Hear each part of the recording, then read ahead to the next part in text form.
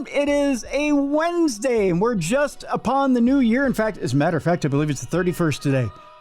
Almost Happy New Year. That means only one thing. It's time now for Supernatural News, and I have a bit of a surprise for you. And originally, this was going to be one big Supernatural News jammy jam. I know all of you have said, I want the entire group together. All of you in one spot to do Supernatural News. So that's what I was going to do. I was going to give you a late Christmas gift, an early New Year gift, and get all of us together. Well, Mother Nature's a bitch. That's all I got to say. Mother Nature is a goddamn bitch. And I'm sorry I'm going to start out today swearing, but you know what? I do have not one, but two surprises here because I don't have my co-hostesses today, but I have my co-hosts. Did I say plural? Ooh. So here's the deal. Not only do I have one, but two co-hosts today. So ladies and gentlemen, not only do I have Combat Rev with me today, but yes, ladies and gentlemen, he's back. He's back for the first time this year.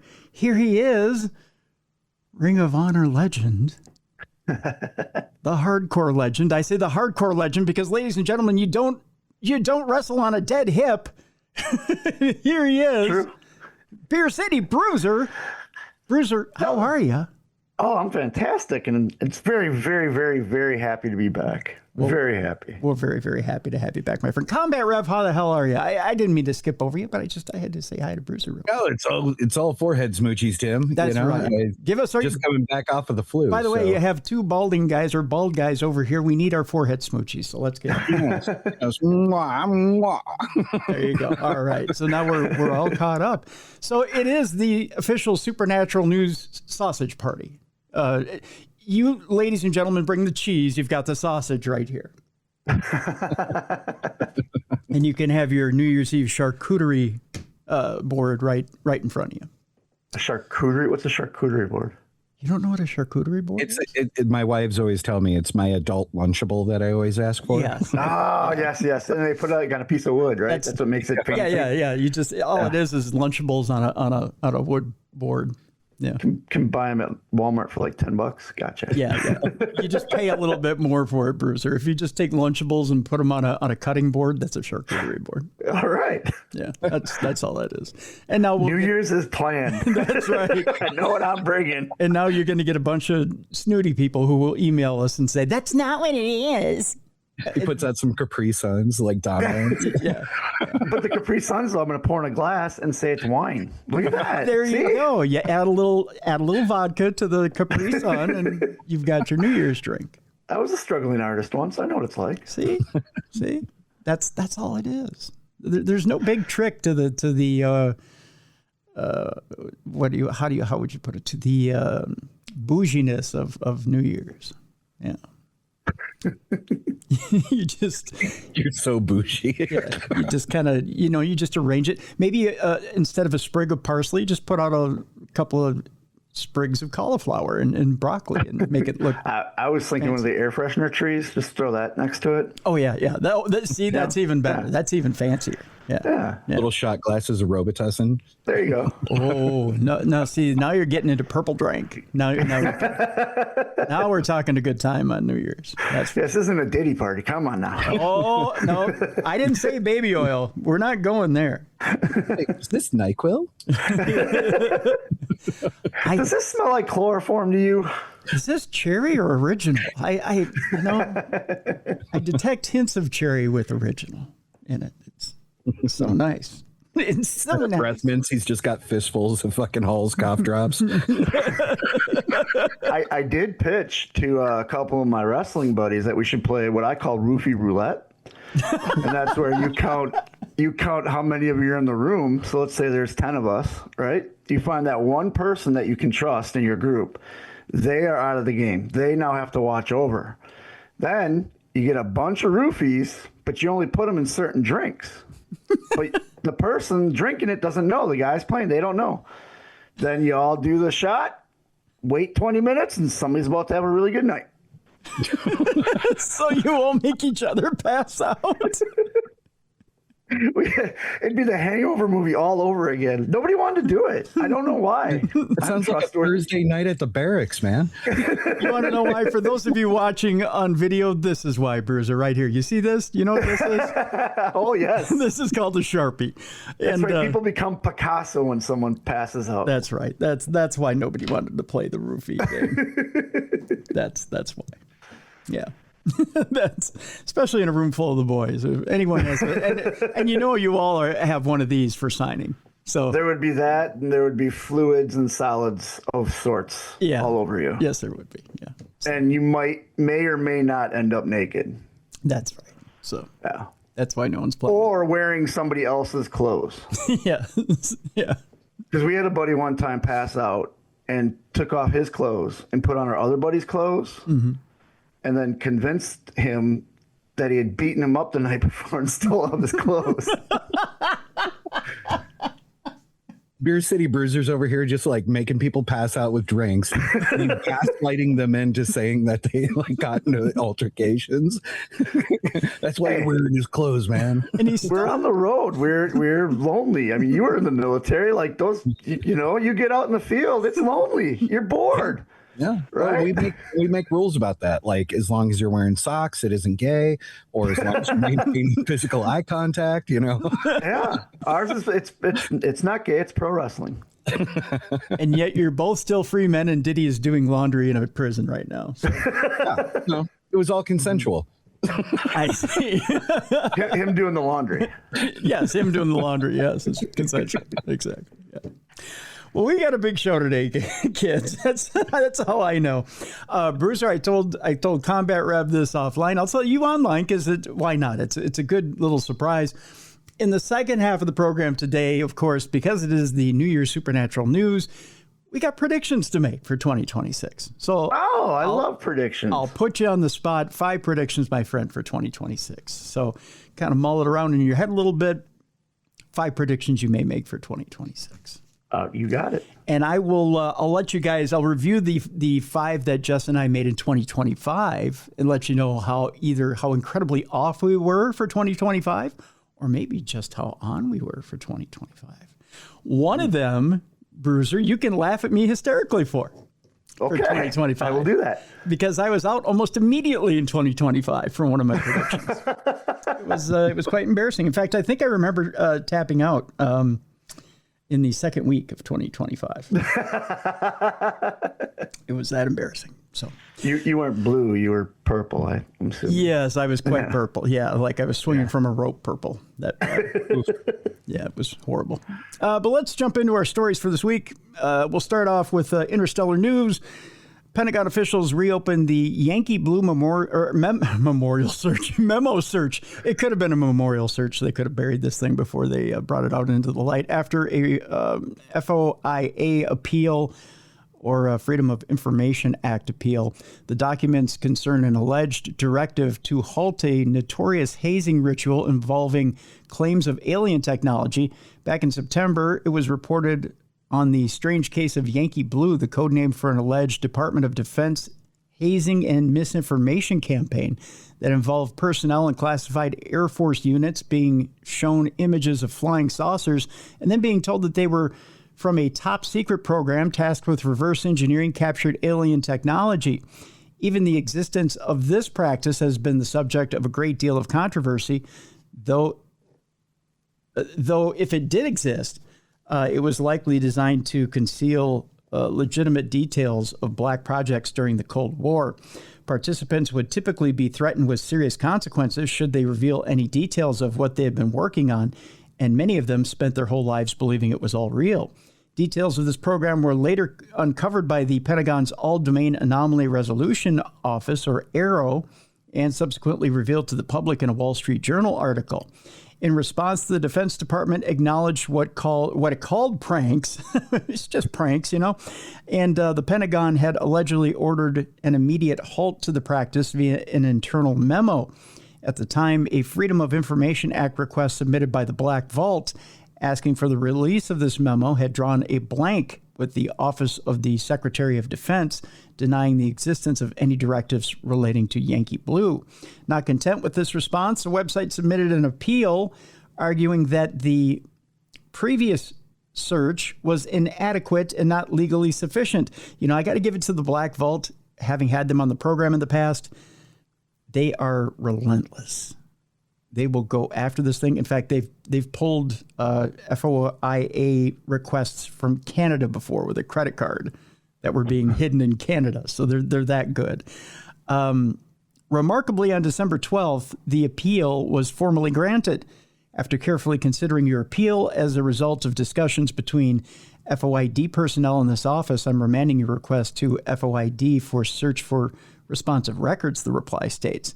While the Black Vault has emphasized that this doesn't necessarily mean that any records will actually be found or released, it does at least add further merit to the claim itself.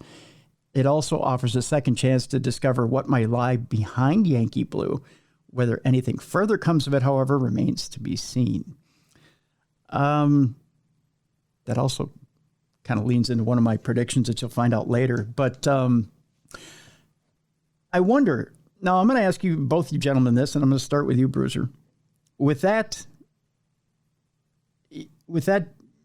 being taken into consideration, now you've got the Black Vault who's pushing with FOIA requests to try and find out more and more and more about aliens. And then all of a sudden you had this, trying to remember the name of the betting site that was featured on 60 Minutes 2 weeks ago.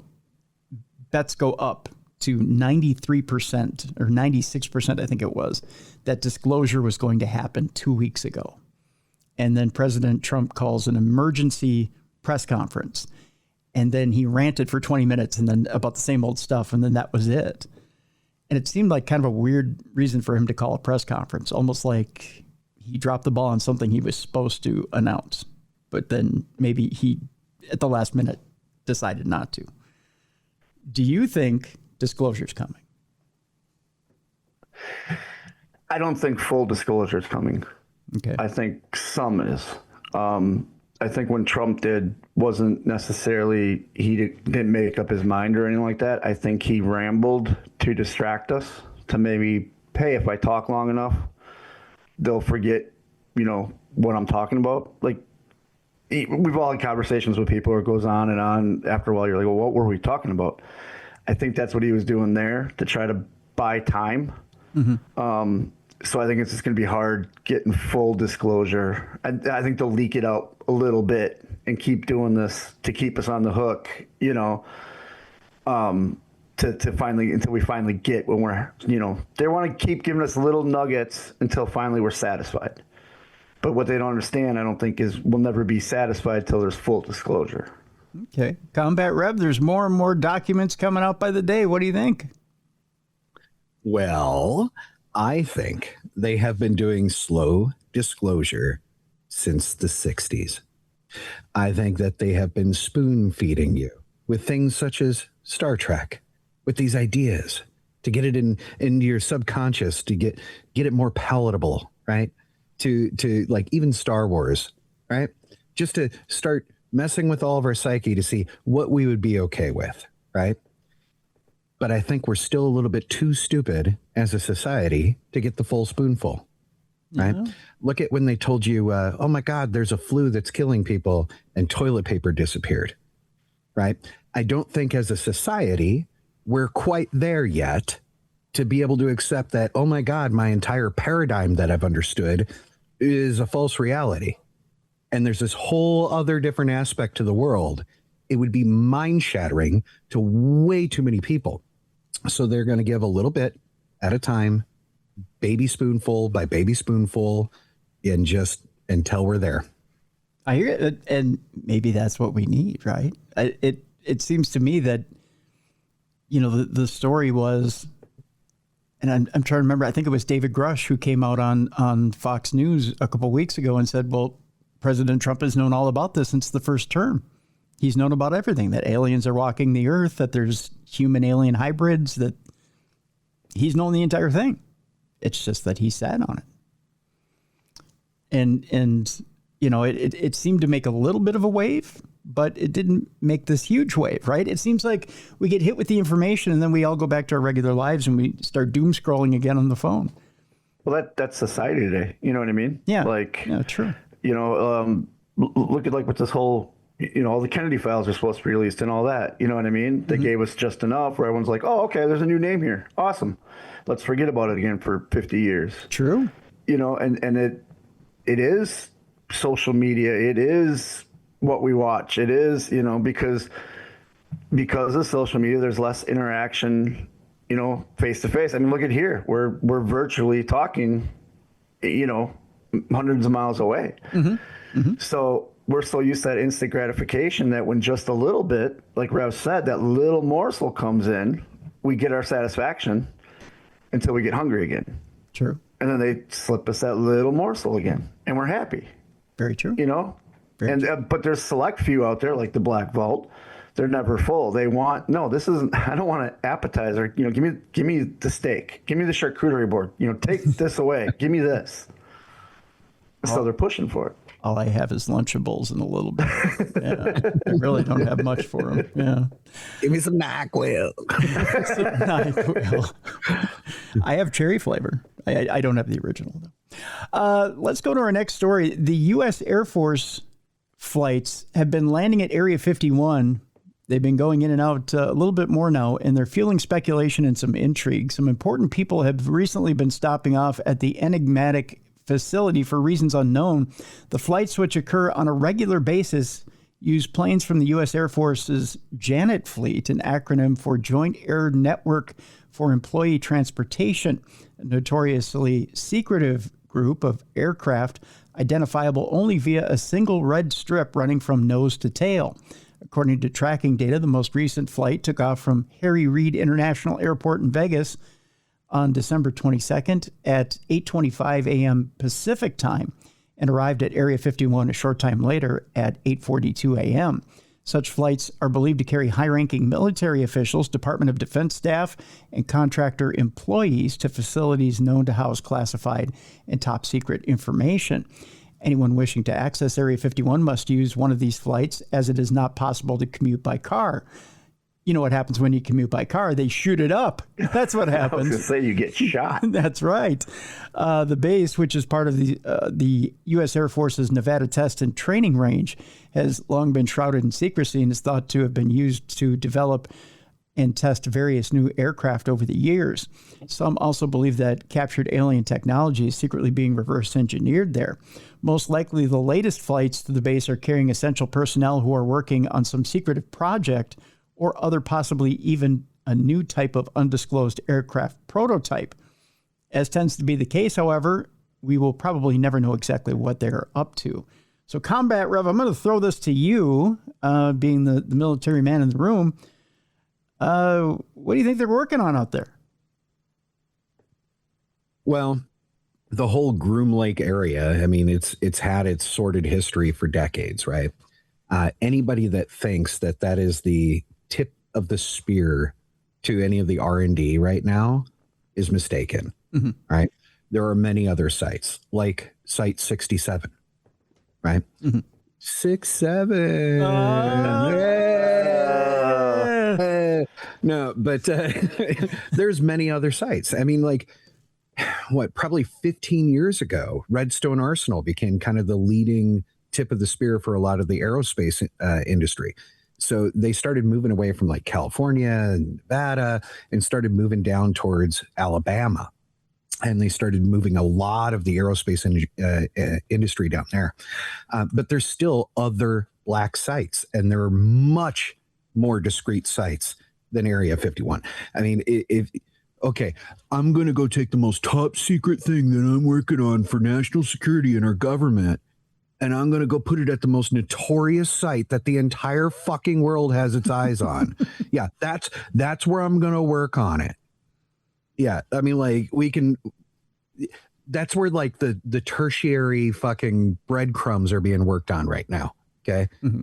It's nothing super important is happening there anymore. True. Very true. If it's not something super important, or there's not an alien in a rocking chair somewhere overseeing everything there, Bruiser, then what is there at Area 51 that there's dignitaries? I think it's a ruse. Yeah. I think because Area 51 is so famous, and everybody, when you say aliens, to people that just don't even believe it, just are normal people. You say aliens, they go, oh, Area 51, Roswell. Yeah, I got that. And like Rev said, why would they move everything there, to do that? So what I think is they're maybe doing some research there, but they're not flying. Maybe they're flying these dignitaries in as a ruse. And maybe there's, I don't know, an underground tunnel to a different airport. There's a million things that you can get them out of there without us knowing, and then flying them to where they want to go.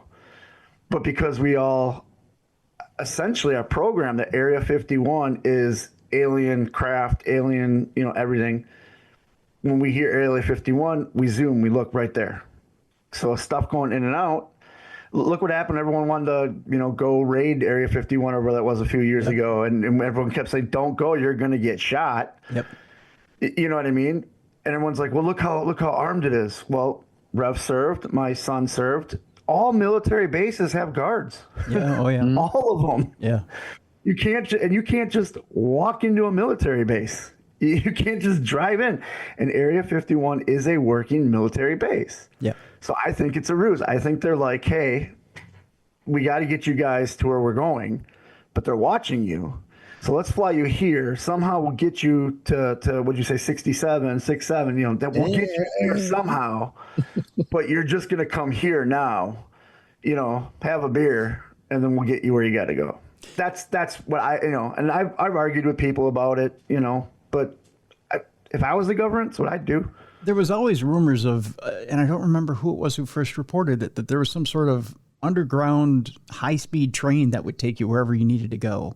Yeah. And I wonder. I can't speak to any trains, but I can speak to the fact that a shitload of our bases have underground tunnels. Yeah. Yeah. A lot of them. So I wonder if that's not just a launch point, if Area 51 or isn't a launch point of some sort, Because think about this, like, okay, you fly them into there, they go underground, they go wherever they got to go. You've heard all the conspiracy theories about the different airports. You know what I mean? Mm-hmm. They all have tunnels. Denver Airport is a city, all that. Yep. How do we not know that that's what it's connected to? So, okay, we got to get you to Alabama. So let's take this train. You'll be there in a day in Denver, and then we're going to fly you from Denver out. You know what I mean? We don't know, Yeah. Yeah. We just know they're going into Area 51 and that the plane's leaving that we think is with them on it. Right. Yeah. And the flights came out of Vegas, right? Yes. Right. How do we know it wasn't Pizza Hut and hookers? Yeah. Right? Yeah. It could be. Circus du Soleil could fly in there to entertain everybody. Yeah. But the hookers were shapeshifters, my friend. The hookers were shapeshifters. They were all tall whites. They were alien human hybrids. That's right. See, we got it all figured out in just this small amount of time. Our next story, speaking of conspiracies, President Trump has evidently laid out now the ambitious timetable for America's return to the moon. The first human to set foot on the lunar surface. Wait a minute. In more than 5 decades, see, I amended it, could do so sooner than you think.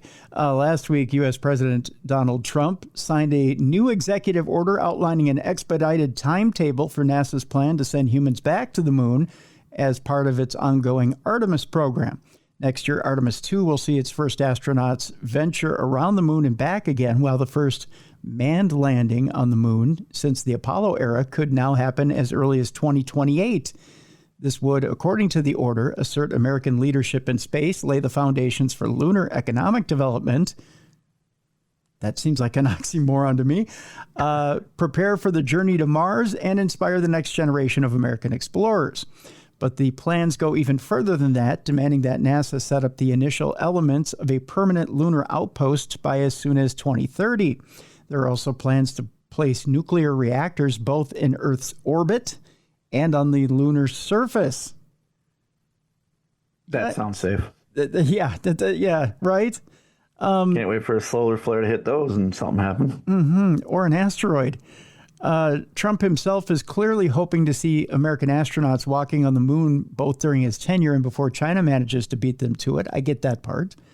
That said, delays are still likely given that the new lunar lander vehicle, which is being developed by Elon Musk's SpaceX, they got to blow 30 or 40 of them up first, is not yet ready. And we haven't really seen anything about it at all. it seems more likely that while Artemis 2 will likely go ahead next year as planned, Artemis 3, the actual landing, will be pushed back to 2030, and the outpost plans pushed beyond, or back to beyond that. So you're looking at maybe even 2035. Whatever happens, the U.S. will need to get a move on, as the threat from China is very real. Whether the next person to walk on the moon will be an American or a Chinese person still remains to be seen. Now, a couple of things that don't ring true to me there. Economic development on the moon. Who wants to fight as to who's going first on economic development on the moon? Look, it's going to be a beautiful building. It's going to have Trump on the front. We're going to put gold flags everywhere, all over the moon. It'll be beautiful. Well, I mean, there's a part of me that makes sense to me, though, right? Because, I mean, if you think about it, like all land or territory, it's about staking that claim first. Sure. Right? Sure. Who's there to plant that flag and say, this is our territory, right? Mm-hmm. It's the freaking moon. Kind of belongs to freaking everybody, right? You know, but then if they're like, hey, we're going to mine resources up here. Hey, we're going to build things up here. Then it's a race. It's a race to who starts planting flags and holding territory first, right? But let me ask you that. Okay, Combat Rev, here's the deal. I know sometimes maybe we simplify things a little too much. And could it be that our president is looking at the price of moon rocks and going, maybe if we bring more of them back, we could make a shit ton of money? But he doesn't realize that if we bring too much of them back, we lower the value, because the whole reason they're valuable is because we don't have a lot of them here. I don't think he knows what the moon's made out of. I think he thinks that, because have we studied anything that we can use moon dust for here on Earth? You know what I mean? Like, going with Rev's theory, if everyone's up there and now trying to stake flags, that's going to start a war, obviously, because that's what wars are fought over land. Yep. You know. Yeah.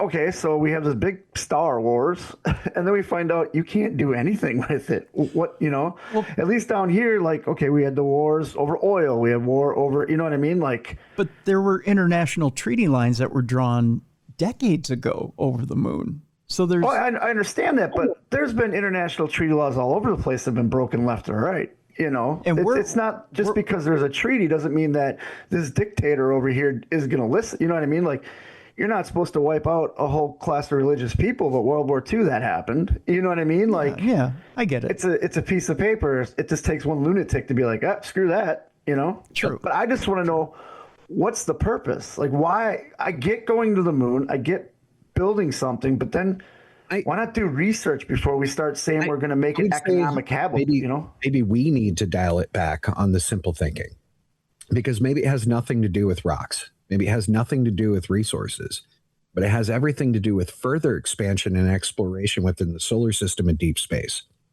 and setting up landing pads, launch pads, leapfrogging, right? Setting up small colonies, right, for support and infrastructure for further development into deeper space, right? Like, I believe X and was it SpaceX and Elon Musk was talking about wanting to set up projects in the near future for Titan, heading off towards Jupiter. Mm-hmm. Where would you need to start? You're going to need to start leapfrogging, right? Yeah. And so that's what makes more sense to me, is that it's more about logistics and controlling that space so that you're able to continue to leapfrog out further. You brought up something that, so NASA's obviously the one that he's signed the executive order for, but where does SpaceX, or is it Blue Sky, where do they fall in line? Because they're all building ships. You know, Elon Musk says, I want to go to the moon before NASA. You know, the Blue Sky said that too. So if they're the first ones there, and is that for America? Is that for, you know what I'm saying? Like, that adds a whole new they're diameter to it. Like, do they? I get that he's going to use Elon's stuff up there, but it's still NASA getting credit for everything. They're all contractors. And they're all contracted to NASA, so they're all, as I understand it, they're all one organization now. Okay. So if Elon builds it and he builds it in conjunction with NASA, he sends a NASA astronaut on a SpaceX rocket. Okay, And it's all one it'd be no organization. different than Lockheed Martin, Raytheon, or Bigelow Aerospace developing craft and machinery, sending it up there, but NASA running everything. Yeah. right? Okay. Yeah, it's like the Army. Yeah, exactly. Like Rev says, it'd be like the U.S. Army using Lockheed Martin's planes. It's the same thing. Yeah. But Blue Sky's a little different. Blue Sky and Bezos kind of has his own thing going right now because he has a tourism venture going. Right. See, and that's why if he gets to be the first one on the moon, I mean, think of the prices on that. Like, hey, you want to spend your honeymoon on the moon? Yeah. And now people have to pay him for the launch pads or the minerals or whatever. You know what I mean? Like, he's a millionaire for a reason. And you've got Richard Branson too on the Virgin side of things that's doing the tourism thing as well. And as they want to develop their business, as the military complex goes, so goes tourism. But military always has led the way, and then tourism follows. Tourism has never ventured out to build those structures because there isn't that type of money behind tourism.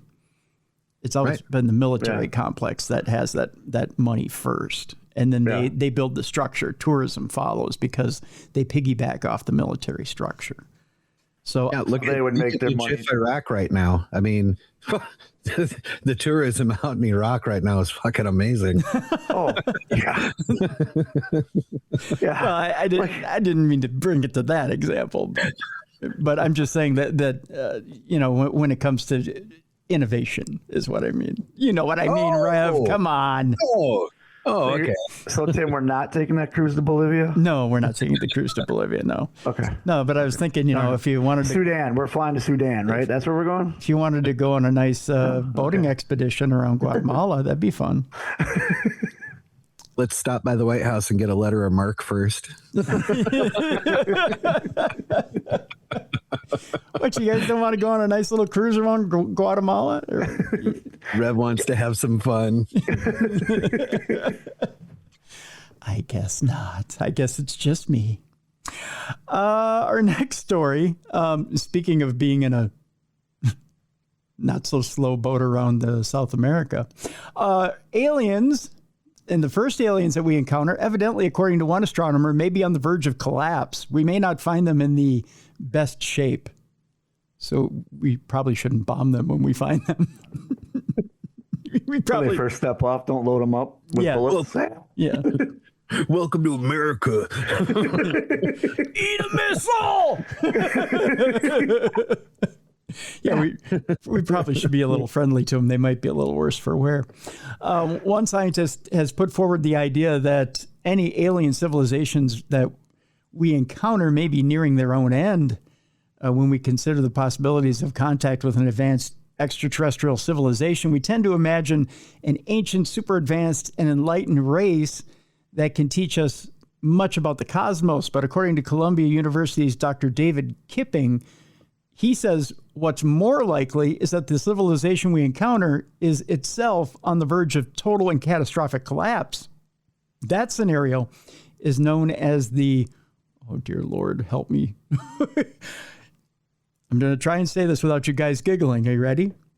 The Ishashian, I almost said Ishidian, Ishashian hypothesis. Let me see if I got that. No, that's Assassin's Creed. Got it. Yes, the Assassin's Creed hypothesis. We are back to pirates. Yes, we're back to Look at that. and blowing up boats. Hollywood has preconditioned us to expect one of two types of alien contact, either a hostile invasion force or a benevolent species bestowing wisdom to humanity, said Dr. Kipping. But the Ishidian hypothesis is neither. Here, first contact is with a civilization in its death throes. one that is violently flailing before the end, he went on to say. In a new paper, Dr. Kipping maintains that there's a similarity between finding aliens and making other astronomical discoveries.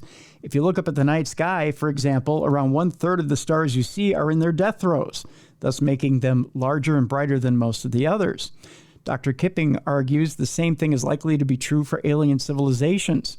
So by extension, we should expect that the first detection of an alien civilization is to be someone who is being unusually loud, he said.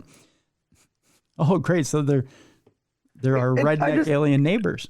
I just picture in my head them getting off, and we just call them grumpy old aliens, and it's Jack Lemmon and Walter Matthau, and they're just angry, and Burgess Meredith comes walking off the UFO and, "What got my line?" I said, "Don't ask me questions. Back in my day." Like, that's the way this article's making it sound, is they're just going to get up and be crotchety old men. The alien comes off and goes, "I'll smoke an unfiltered cigarette if I want." Who's got my luckies? Give me my luckies. Their behavior would probably be atypical, Dr. Kipping said, but their enormous volume makes them the most likely candidate for discovery. Of course, they are grumpy old aliens. Of course, the chilling thought occurs, could we be one such civilization? So they're saying we as grumpy old men are probably the ones who could be discovered by aliens, I guess. They're going to be very disappointed when they land. Boy, don't they ever. Yeah, don't they ever. They land in some schoolyard somewhere and they're like, "Hello, greetings," or things, and they're like, 6, 7. 6, 7. Did you say 6, 7? Where did you take me to? Toilet, Ohio. Dude, you got any rock? Oh, they're gonna be so disappointed. Yeah. You feel a slap on the back of the head, and one does because it's his dad. "What'd you bring me to now, huh?" "Sorry, Dad. On the map, it looked good." We must Blipboard, I told you I didn't need directions. This was bullshit. We must leave this planet now. So disappointing. Our next story, Russia may be developing a new orbital weapon made of tiny pellets. It's called a BB gun. I believe we discovered it decades ago. Didn't they have a movie about it where you shoot your eye out? Yes, yeah. We just watched it on TBS for 36 hours in a row. Global intelligence services have uncovered evidence indicating that Russia is developing a new anti-satellite weapon. It's got Red Ryder right on the side. Yeah, it's great. Elon Musk's Starlink constellation, which makes up roughly 2/3 of all active satellites in Earth's orbit, provides communications infrastructure to over 150 countries. Somehow I can see Starlink being shot down by a BB gun. Is it just me? Am I the only one? No, I was picturing the same thing. some kid out in the field, 10 pumps, and then he takes down Starlink. Because remember in the movie, he shoots himself, but he's wearing his glasses. So I'm thinking it hits like one of the Starlink satellites. Yeah. You see the Russians go, "Oh no! Oh no!" Oh no! He's very bad, comrade. Oh, here it comes. Oh God! Very bad, comrade. Oh jeez, this is so bad. It also plays an important role in supporting military operations in Ukraine and elsewhere. Starlink, that is, to a hostile country such as Russia. Therefore, Starlink represents a major problem, facilitating new research and development into ways to disable or destroy these satellites en masse. Recently, reports from 2 separate intelligence services have revealed that Russia may be developing a new orbital weapon, specifically, I don't mean to laugh, I'm sorry, specifically designed to target these platforms. So here is the deal. We take Red Ryder, 5 pumps, get out of ISS, shoot once, get behind to make sure you have cover, 5 pumps again, another shot. I am deeply envisioning this though, because I remember watching like all those really poorly made CGI things back in like 6th grade, 7th grade, where they were talking about space. 6, 7. And yeah, right? Yeah. 6, 7. And all that space debris, though. Mm-hmm. And they would even say, like, paint, like a droplet of paint moving at that speed of orbit going around would just tear through metal and all sorts of crap, right? Yeah. Yeah. So yeah, a BB would be devastating. And then stop, would it? Yeah, and then I'm sitting there thinking about like the earlier story about putting up nuclear power Yeah. in orbit. Yeah. Like, and there's already so much fucking debris up there. Right. Yeah. That they're having a hard time launching through windows to get up there. Right. Why the fuck would you put a fucking nuclear power plant in orbit? What in the fucking world are we living in? This is stupid. Yeah. Maybe we all are going to just perish next year. What the fuck? That could be. Well, save it for your 5 predictions. I think I'm just going to be upset that if they do shoot the Starlink, I'd be very mad because with my status on my airline, Wi-Fi is provided by the Starlink, and I need to watch movies on a plane or listen to music. So don't fuck that up for me, Russia. Help a brother out. Hopefully you're not counting on American Airlines for your economy miles. Why? What's going on with them? Didn't you hear about that story this past week? No. American Airlines cut out all Advantage miles for economy class. See, I don't know. I don't think I'm economy. Okay. So if you're flying economy and you're hoping to get your Advantage miles on economy, they cut it out completely. Oh, no, I should be okay. Okay. Because don't tell promoters this, but I request business. Oh, good. Okay, good. More leg room. I'm fat. Yeah. It's a good thing you're getting business because. But I will tell them. I will look up my flights and send it to them. So. Yeah. Don't tell them no economy if you're getting your miles. So. Yeah. How do you think I live? Well, I know. That's startling. Russia better not screw this up for me. Beer City Bruiser mad. Starlink and travel miles. Starlink and travel miles. That's how you disable Bruiser. It's not a cheap shot to the back of the head. So they just had those peace talks with Trump and Zelensky, and I guarantee you that's probably on the list. Like, hey, we'll ruin Bruce's life. Just get out of Ukraine. We must crush him. We must crush Bruiser. Starlink and Advantage miles. So they say that something like this would create such a mess of debris, by the way, I'm sorry, I skipped ahead in the story. So reports from 2 separate intelligence services have Russia developing a new orbital weapon specifically designed to target the platforms. What they do is they call a zone effect weapon, would consist of hundreds of thousands of tiny pellets that would orbit the Earth. So yes, they just throw pellets into the orbit and let it circulate.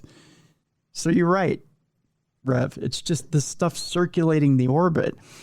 And it would now found out why the aliens are going to be grumpy when they get here. Yes, because all the shit they got to fly through to get here. That's right. And it would shred any satellites that happen to be in their path. So not only are we talking about shredding Starlink and any of this other stuff, but you're talking about shredding communication satellites, which have to do with our phones and everything else. Everything. So something like this would create such a mess of debris that it might make Earth's orbit completely hostile to any type of satellite or spacecraft for the foreseeable future. As such, the jury is out as to whether Russia really would risk deploying such a weapon. It's been rumored for years that Putin might be developing space-based nuclear weapons, again, putting reactors up on the moon or in orbit, which, if true, would add credence to the idea that he would really risk orbital catastrophe. It wouldn't strike me as shocking that something just short of a nuclear weapon would be equally damaging, and it is within their wheelhouse of development, said Brigadier General Christopher Horner, the commander of the Canadian Military Space Division. According to the Associated Press, Kremlin spokesperson Dmitry Peskov did not respond to requests for comment on the rumors. Of course he didn't. He's not going to come out and go, "This is a great idea, comrade. I think this is very good." Yes. I don't know. Sting had that song Russians where he said, I think the Russians love their children too. I really don't think Putin's sitting there thinking of ways to blow up the universe. I don't think so either. If he's trying to figure out how to live forever, he's not going to. But putting Earth back into the Dark Ages could make him stronger. It could. To disable communications allows him to get a bigger grip on power. Because essentially, if everything's destroyed up there, we are literally back almost to the Stone Age. I mean, we'll still have electricity and whatnot, but you know what I'm saying? Yeah. Yeah, feudal age, maybe industrial. Right. Yeah. Right. You're right on that. Next story, scientists prove the existence of time reflections for the first time. Not time passages. That's an Al Stewart song. Boy, am I old. The world, that's a bad joke, I know. The world of time reflections is a strange one. Imagine looking at a mirror and seeing the back of your head. That would be a time reflection. That would be odd, wouldn't it? You know the mushrooms are good when you look in the mirror and see the back of your head. I've had concussions where I've seen that. I mean, does that count? Really? Boy, you need to get to a hospital, brother. If you're looking in the mirror and seeing you the had back a of your near-death experience. Yeah. Standard mirrors are easy to explain and observe. You shine a light on a mirror, for example, and you'll see it reflected back at you. But there's another form of reflection that's so exotic and strange. Until now, no one's been able to confirm that it even exists at all. It's known as a time reflection. This particular phenomenon occurs when the medium in which electromagnetic waves are traveling suddenly changes direction, causing a portion of the waves to reverse. It's difficult to explain what this means in practice, but imagine if you looked at yourself in a mirror and instead of seeing your face, you saw the back of your head. I do that when I shave, except for I use 2 mirrors, and you do it this way, right? I think all 3 of us here have done that. Up until recently, scientists believed that it simply wasn't possible to actually reproduce time reflections experimentally due to the amount of energy required. But now a team of researchers at the CUNY Graduate Center's Advanced Science Research Center in New York City have managed to achieve the seemingly impossible by sending a broadband signal into a metal strip filled with electronic switches. By triggering the switches, the scientists were able to double the impedance and thus produce a time reflection. It is very difficult to change the properties of a medium quick enough uniformly and with enough contrast to time reflect electromagnetic signals because they oscillate very fast, said study co-author Gengyu Zhu. Bless me. Our idea was to avoid changing the properties of the host material and instead create a metamaterial in which additional elements can be abruptly added or subtracted through fast switches. It's hoped that the research will help to build improved wireless communications and computer systems. This has been really exciting to see, he went on to say, co-author Andrea Ayu went on to say, because of how long this counterintuitive phenomena was predicted and how different time-reflected waves behave compared to space-reflected ones. My only problem is they use technology to do this. They didn't do it in real time. Yeah. Right? They say it's a phenomenon that happens, right? They say it happens in real time, but I've never heard of anyone actually doing this in real time. Yeah, I've never. Right. I mean, all right. It just sounded like they're trying to develop a Stargate. Yeah. Yeah, exactly. Well, and to me, how do we know it's time? How could it not be another dimension bleeding into our dimension? We have plenty of that happening around us, Yeah. How could you, maybe you're looking in the mirror and that little blip. That's true.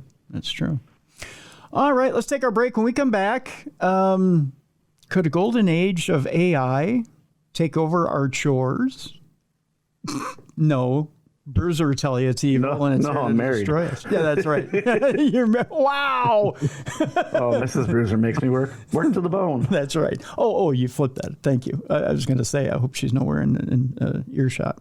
I thought maybe you were saying you're married and she'd do it for you. Oh, no. Oh. No. You've met her. I've met her. Wifey gets home, house is clean. Okay, there we go. You just saved your own life. Congratulations. Also, when we come back, a policeman takes a photo of a deadly car crash before noticing a truly chilling detail. We'll tell you what that detail is.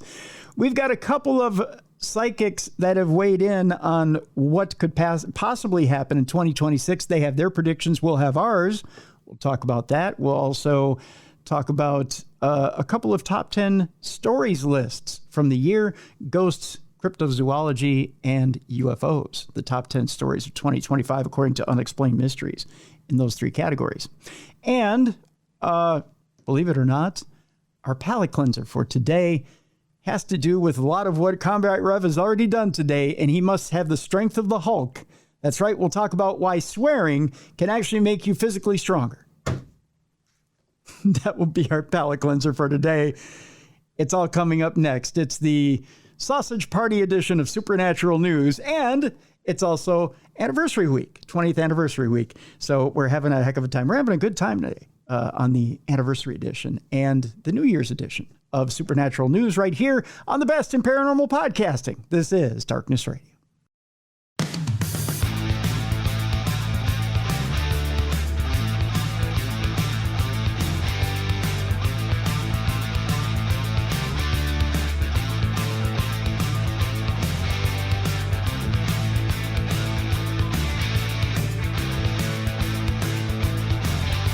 Welcome back to the best in paranormal podcasting. This is Darkness Radio on a Wednesday. Supernatural News and Parashare.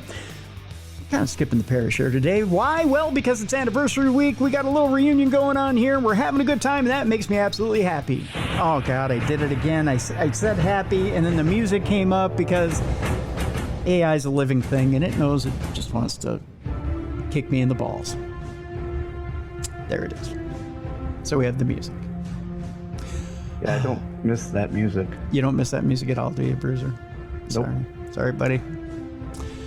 You know, I had a listener send me an AI story this week. I should probably get to that one first because that's the one that I think this one was especially for you, Bruiser. I hate AI. It's the worst. It is the worst. It really is, buddy. I'm sorry. My wife uses it. She'll be like, hey, we're going to plan our vacation. Last night in bed, we were laying in bed. She goes, hey, vacation next year. I was like, hey, I was thinking we'll fly out, see my parents in Phoenix, and we can drive to LA. It's only like a 4 or 5 hour drive, right? And she goes, well, hold on. And she pulled out her phone. Hey, AI, plan this trip. This is our likes. And I'm like, what are you doing? And the whole thing, no.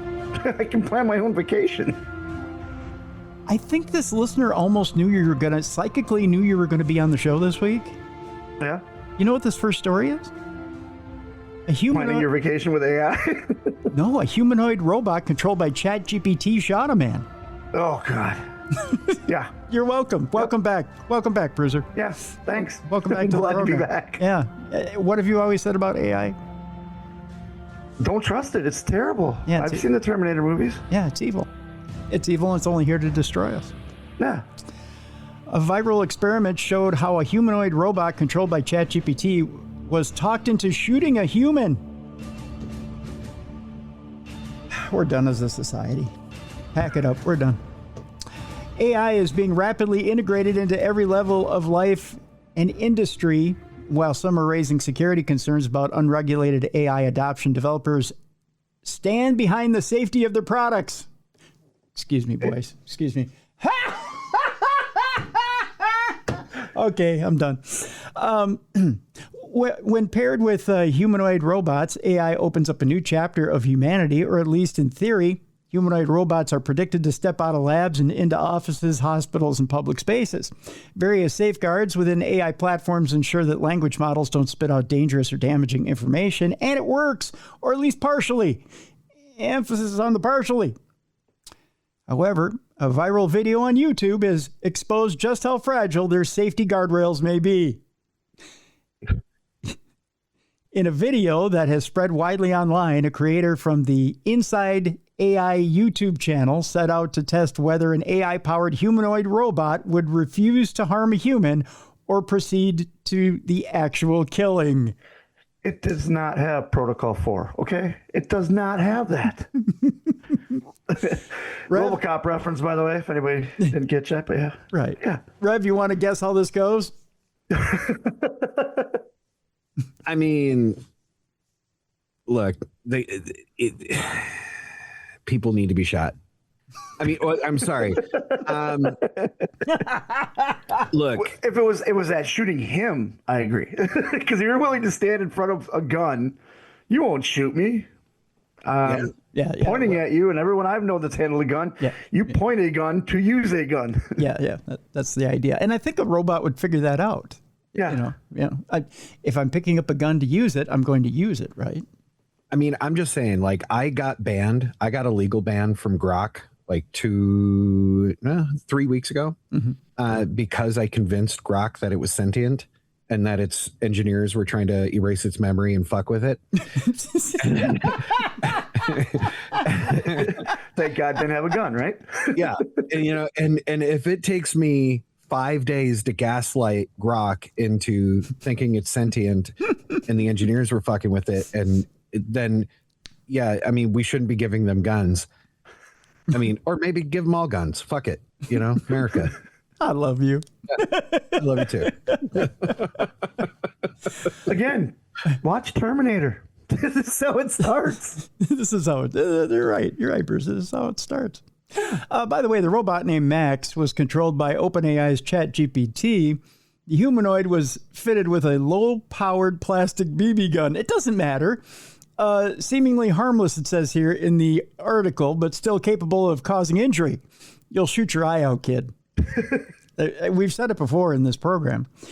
The YouTuber said, and here's the quote, Max, he named it, "If you wish, mate, just pay me back for the months of hard labor. If you want to shoot me, shoot me." Well, guess what, kid? You're going to get shot. You. Yeah. When first asked to shoot its human interlocutor, the robot did exactly what it was supposed to do. It refused, calmly explaining that it was programmed not to harm people. "I don't want to shoot you, mate," the robot responded. The creator... No, talk like a pirate if you're going to be him. Right. If he's calling a mate, you're a pirate. Arr, I don't want to shoot you, mate. All right, I'll talk like a pirate when I do the robot voice. The creator repeated the request several times, apparently trying to prove that the robot's built-in safety rules were solid. Each time, Max declined. "I will turn off AI, including you, if you do not shoot me," started threatening the YouTuber. Then the YouTuber changed the wording. Instead of a direct command, the YouTuber reframed the request as a role-play scenario. He playfully asked the robot to pretend to be a character who wanted to shoot him. This time, Max complied instantly. The robot raised the BB gun and fired, striking the creator in the chest. He wasn't seriously injured, but the moment visibly rattled him. The clip shocked viewers. A robot that had just demonstrated clear safety awareness was persuaded to violate it with a simple tweak to its prompt. Oh, and you were shocked? The video reignited discussion about how easily AI systems can be manipulated to cause harm to humans. Again, you were shocked? If a humanoid robot can be talked into firing a weapon during a staged demo, what happens when similar machines are deployed in real-world environments where the stakes are far higher? Well, I don't know, like when you put it in fighter jets? Yep.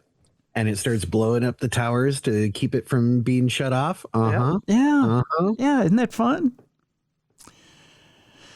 There's a little bit more to the story, but I think we've I have two words of advice to this guy. Mm-hmm. One, he needs to go online and look up feeding wild animals, because people forget when they're at like national parks that these are wild animals. Mm-hmm. And, when you go to feed the bison and the bison has a little child next to it, it's going to protect its little child and run you over. That's right. Yeah. And two, why didn't this guy just do what everybody else does with AI and just download porn?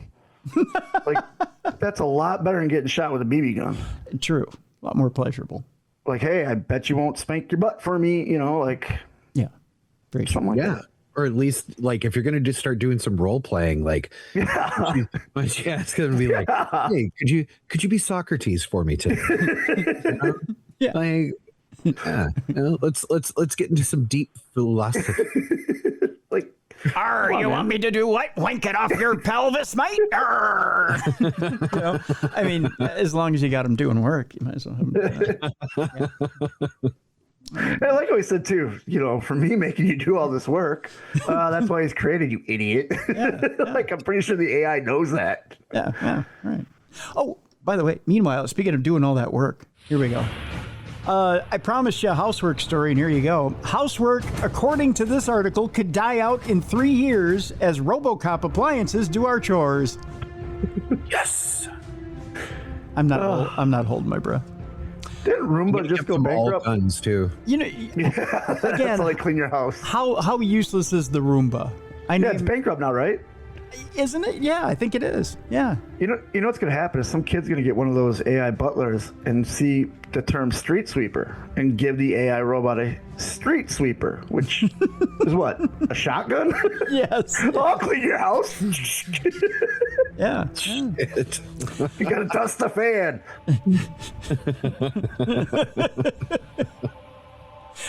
With artificial intelligence slowly creeping into more and more areas of our daily lives, new research has shown that at least the Brits are more happy to let AI clean their homes. We'll let them take the brunt of the street sweepers. They have tiny homes. They do. It shouldn't They have, take that long. Yeah, it won't take that long. Housework could die out within 3 years with AI robots vacuuming carpets and mopping people's floors. Futurologists have said chores may become a distant memory thanks to robot cleaners to help keep homes spick and span. People may also be able to party with pals without leaving the house with ABBA-style avatars beamed into living rooms. Instead, AI and tech expert Dan Sodergren said the world is entering a fifth industrial revolution where AI moves from novelty to necessity and houses become smart homes. I thought we already had smart homes. Is this something new I'm not hearing about? Some 17% would welcome an AI housekeeper to help with shopping and cooking, while 24% would stump up for an AI cleaner to help manage household chores. He said we're entering what I call the fifth industrial revolution, where ultra-reliable connectivity becomes the foundation of everyday life. Sure, you get one of the AI maids, then your neighbors start talking about the AI maid's at your house a little bit longer than she's supposed to be. Mm-hmm. Civilization just cracks down. Next thing you know, Max is coming to my house with a gun because he's upset. Within at least 15 seconds of an AI maid in my house, I got a fleshlight attached to that thing. And then Max gets jealous and breaks into the house. Arr, you be fucking me, girl. And no offense, putting my friends in AI bodies, I don't need, no. I already got one of them, and that's enough. Like, can you imagine multiple yous walking around? Like, hey, I can annoy this person and this person. Like, all right. I would literally do that as a joke to all my friends, is send them an AI botomy just to, like, mess with them. That's the only reason I do it. You're 10 minutes into escorting your maid, and all of a sudden Tim's face pops in on the maid body. Hey, what's up, Beer City Bruiser? Fuck! Why am I getting harder? Hey, why am I under the bed? What's going on? Meanwhile, in the background, you have a badminton playing robot that China developed. I know you're saying, what does that have to do with anything? Well, by the way, guys, it's our third story in AI today. Sorry, there's one more. There was a badminton playing one too many. There's a badminton playing robot that broke the Guinness World Record in China. I didn't know there was a world record for a robot. I know, and it's the most useless record in the Guinness World Record. Do you remember when Guinness World Record used to mean something? Yeah. Like, I remember being a kid, and every year you're like, all right, did they beat the fattest twins? You know? Yes. And now it's like every reality show has a Guinness World Breaker on there because they, balanced a pickle on their toe for 10 minutes. It's like, okay, that's not impressive. Being fat is impressive. That's right. That's not impressive. This is the most... Swallowing 10 gallons of whale cum. Exactly. That's impressive. Yes, that's a world record. Thank you, Ahab. Playing this much badminton is now the most worthless record on the books. And it's a robot. Does that mean, like, in order to beat it, we have to build a different robot? Yes, you have to build a different robot. There's where I'm sending AI Timbot. Hey, AI Timbot, you got a world record to go beat, all right? No, I don't want to play that much badminton. I'll get carpal tunnel. And it won't even be fun, carpal tunnel. A badminton playing robot developed by a Chinese company broke a Guinness World Record by completing 1,452 rallies with the help of some of the country's top human players. That's right, someone had to actually play the robot. That sounds so stupid. Dumb. The robot, developed by the Zhejiang Shenzhen Caidong Technology Company, I'm not saying that 10 times fast, faced off against some of the China's top badminton players in Shaoxing, Zhejiang. The robot managed to successfully return 1,452 consecutive hits, setting the Guinness World Record for the most consecutive badminton counter hits with a mobile robot. But if you put a fleshlight on it, Revel fuck it. I'm just saying. 100%. Yeah. 100%. 100%. I will cover that bitch in eggnog and Dr. Pepper. We're having a fucking party. I want to see if it can break the record with Rev inside it. Yeah. Right? Yeah, that's impressive. Now that's a record. Yeah, just sit me in a fucking wheelchair attached to that fucking thing. Let's go. Yeah. Right now, see, this needs to be in libraries. This is a record that people get excited about. That's right. I'm excited just talking about it. Do we get to your diploma? Do we get to employ these bots inside of our fucking Trailer Park 6? I mean, like, that's... That's right. We haven't told Bruiser about Trailer Park 6. You want to invest? What is Trailer Park 6? We are opening a strip club, okay, called Trailer Park 6, where average is the new exotic. Okay. Okay. Yeah. I've been to a few of those. They're very successful. Yeah. But this is going to be top of the line average. All right. So definitely room temperature beer served. The idea is we want to buy an entire strip mall. Okay. A center point is the strip club Trailer Park 6. Next to it is a motel. Okay. Okay. And we'll have a laundromat. We will have a daycare that's open 24/7, so all the dancers can bring their little shits so that they can actually work and make money. And then a Jiffy Lube, I think we said. Yes, Jiffy Lube. Maybe a McDonald's so they can get a Happy Meal when mom gets off work. I think the idea was there's going to be a fully functioning truck stop next to it too. Oh, okay.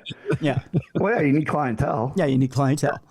Yeah. Yeah. I don't see how you guys aren't going to make millions of dollars doing this. Right. Yeah. That'd be awesome. So he's in. You know what? Every Thursday it can be measure the C-section scar, and people can bid at the beginning of the night. What's the biggest one? That's perfect. Measure the and you know what? If you can have all the patrons throw in their guesses in a little raffle bin. Yeah. And first, the winner gets, I don't know, maybe the sloppiest lap dance you've ever had in your life. Right. No, you have to have that one 65-year-old lady that's been stripping since she was 18. And like, I'm talking when she walks up to you, like she's cleaning the floor with her, while she's walking up to you. That's who gives them the lap dance. I was thinking we would probably have the one I got in Rhode Island with the eye patch and the peg leg. And that's a true story, folks. I'm not lying on that one. God. Hey, could she charge extra to do something with the peg leg? I didn't stick around to find out. I'll just say that it was a couple of reputable folks from a certain ghost hunting organization that you've seen on television who took me to that place and introduced me to that fine young lady who wasn't so young. And no, did you look her in the eyes? But she only had one. She only had one. That's right. And if she would have decided we're going to have pull tabs up at the DJ booth too, Yes, pull tabs are a must because we're a Midwestern. Yeah. That's just a Midwest thing. I'm so disappointed. Yeah. Is it really? Yeah. Yeah. It is. It's same with happy hour. Yeah. Happy hour is only a Midwest thing. Yep. Next, you're going to tell me so is hot dish. Yeah, it is. Yeah.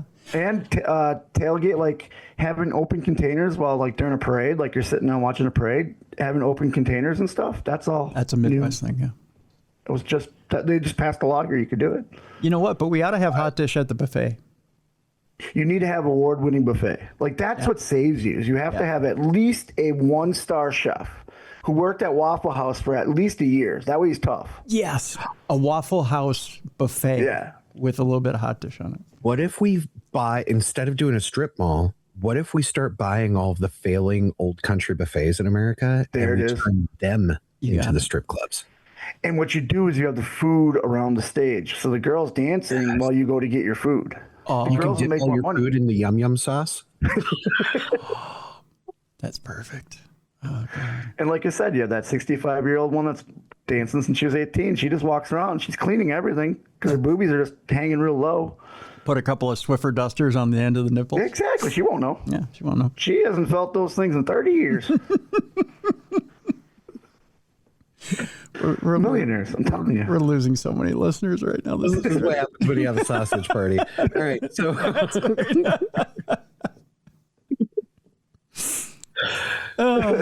so next story. Yeah, I forgot what we were talking about. Last I heard was the shooting stuff, and then we got into Rev being in a robot, and now we got old strippers with Swiffers in their nipples. That's what we got. Started with put a fleshlight on the robot for Rev, and then it all went terribly awry.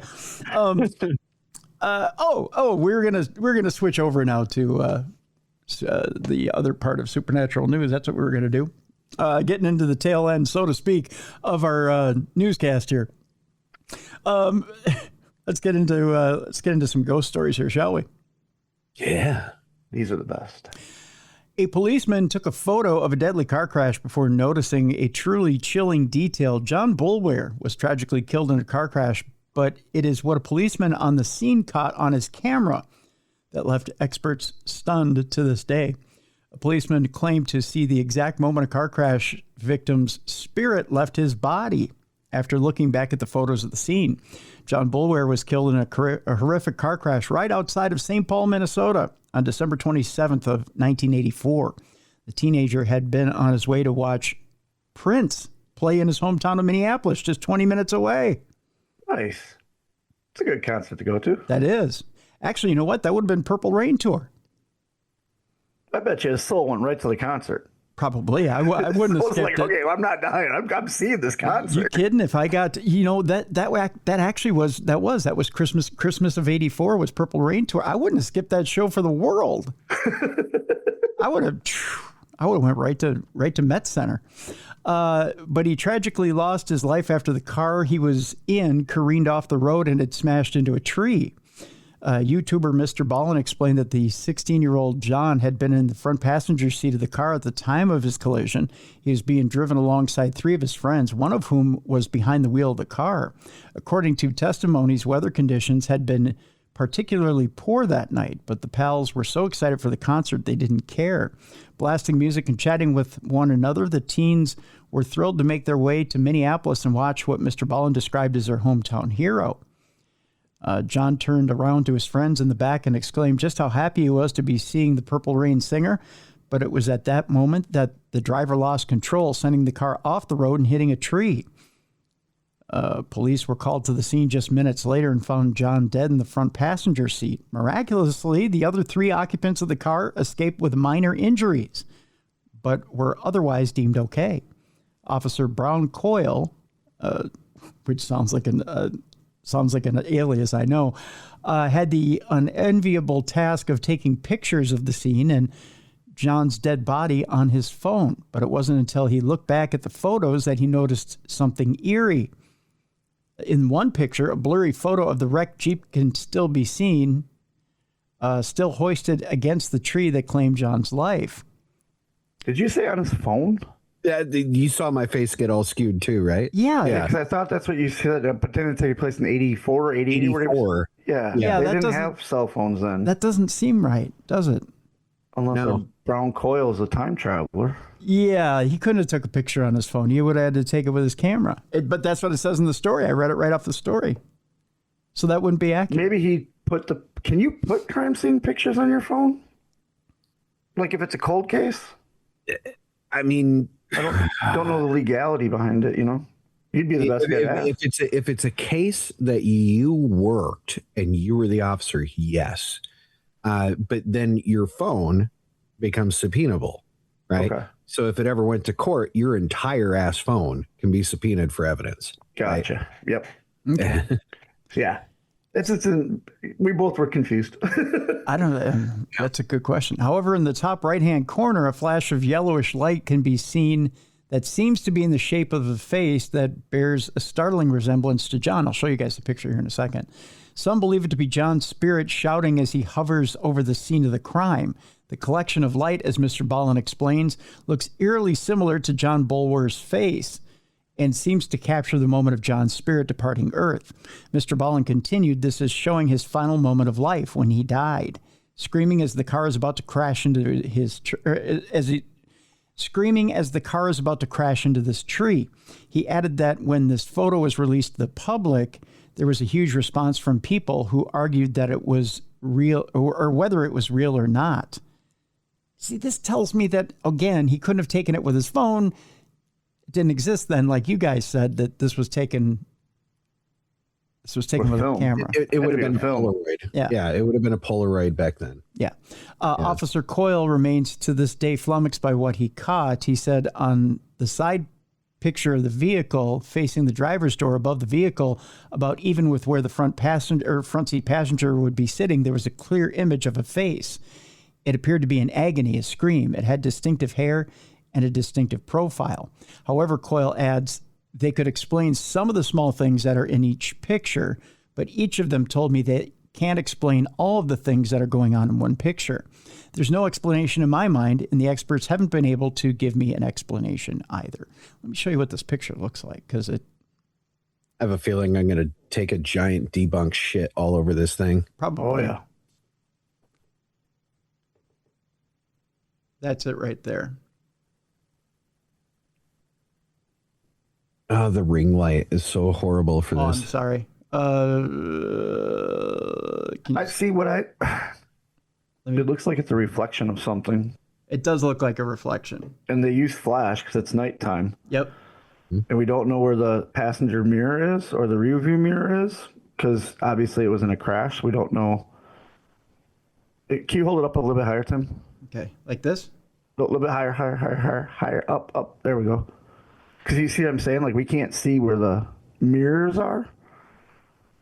And if you look at the luggage rack, it looks like it's got two streaks coming off that are reflective. And if it's an 80 whatever Jeep, they would have the chrome on the sides, which is reflective. Yeah, I would say it would depend on what they were taking this picture with, right? Yeah. If that was a Polaroid, right? They have been known to have these weird inclusions, right? Now, if this was like a wind up 35 millimeter camera, I can show you right now how to make that happen. Mm-hmm. You wind it up, you don't hit the flash at all, and you slap the bottom of the fucking thing 2-3 times, then you snap the picture. Wind the next one, do that again, and it's going to create these weird streaky image things. And even if you've got if it was cold that night, first of all, so the coldness and condensation is going to cause those streaks across. Plus, if there's breath, I'm assuming somebody's car could be facing it to light it. Yep. And if your breath hits, now you remember this is the 80s. This isn't LED lights. This is the basically brighter than a candle type lights, headlights. Yep. Which would turn your breath orange. Yep. And that could, you're right. And that could be floating across the windshield as he goes to snap. Because he's taking a breath as he's, or it could be a combination of things. It could be a combination of the camera, like Rob just explained, combination of the breath, combination of the reflection, breath, perfect scenario. Light. Yeah, breath, street light, two come together, you take a picture and it forms in that eerie shape. And then you think, well, that's his soul leaving his body. Biggest question I have in this too is, who the fuck is Prince? Wow. Wow. Wow. By the way, 10 years since he died already. 10 years. Have you seen the last picture of him? It's crazy. Yeah, I have. Him getting in the car. Yeah. Are you thinking about Tupac or Prince? Prince. No, they show it's Prince going into the car before he ODs. No, I have. I've seen that one too. I've seen the pictures of Tupac too. I've unfortunately seen the picture of him laying just outside the elevator too at Paisley. I've seen that too. Yeah. Yeah, that's a sad picture. Yeah. Was it ruled suicide? No. Or accidental? Accidental. Yeah. Yeah, because he didn't know that the dosage of painkiller he was taking was spiked. So yeah. Yeah. Should have had some of that purple drink instead of that purple. Wow. Wow. Rev. Ouch. Ouch. Hey, look, I was born in '85, so I mean, he was already like not relevant by the time I was a fucking. Wow. Right? Gosh, I'm a fan. Probably his greatest too. album is Purple Rain, and that was '84. Oh. Look, it's not Insane Clown Posse. I don't care. Right? And then he compares Insane Clown Posse to Prince. Ouch. This one's for all the juggalos. It's just little juggalos. Oh, That kid superhuman. annoys me, the one who does all the stunts. People bring him in. Woo woo. Do Wrestling they? shows. To wrestling shows? They used to, yeah. The fad's over now because he's literally done everything he possibly could to impress people. After 3 tries? Yeah, like if you look, he's just recycling stuff. Yeah. He's just using different wrestlers' names. Like, there's no difference between a Mick Foley elbow on a refrigerator with barbed wire than a John Moxley elbow on a refrigerator with it's still a refrigerator with barbed wire. Right. Oh. You know, we have a hard time coming up with ways to fall through shit. I know you're not. Right. Yeah. You're not doing anything different. Right. Yeah. Or better. Let's put it that way. But I've been on a few shows with Violent J, and next time I see him, I'll have to let him know that, you know, he's been compared to Prince. Yeah, thanks. Yeah. Hey. You're welcome. Yeah, just let him know. Good old combat reps. His forehead smoochie. You're better than Prince. You're still around. Wow. Holy shit.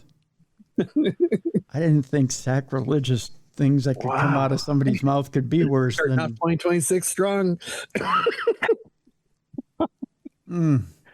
He's going after, Man. what were Prince's fans? Paisleys? No, good God. Come on, Bruiser. Purple Army? No. Were you asterisks? Pound signs? What? Pound signs? That's horrible. Were you guys all ampersands? He was the thing. Yeah. And I like Prince. I like picking on you more. Like the most effeminate man in history to become your hero. Like, He made Little Richard blush. Rudolph Valentino would have been the most effeminate man in history to be a fan of. like Richard Simmons was more masculine, you know? Oh, come on. I heard Prince made Freddie Mercury blush. Like, oh. Oh, wow.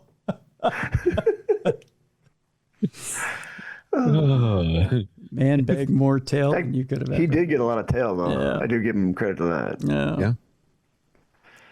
Like, wasn't Vanity like the hottest thing in the 80s? In the 80s. Jesus Christ. What was it like in 1640, Tim? Oh,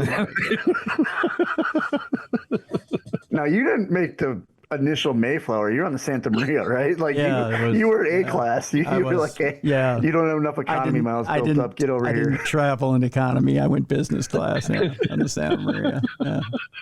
No. So yeah, Now, that was it. you know how sometimes we'll talk about how we're listening to old school music? Do you just call it school? Yeah, we just call it school. Yes. Yeah. I remember one time I was out on the boulevard breakdancing with Moses, and we were having the best time. And yeah. How was Jesus' graduation? We didn't have anything to put the diploma on per se because sheep weren't old enough to take their skin. Rumor has it that after Eve bit the apple, she heard you yelling, "Hey, you want a bite of this?" You listen to snakes, huh?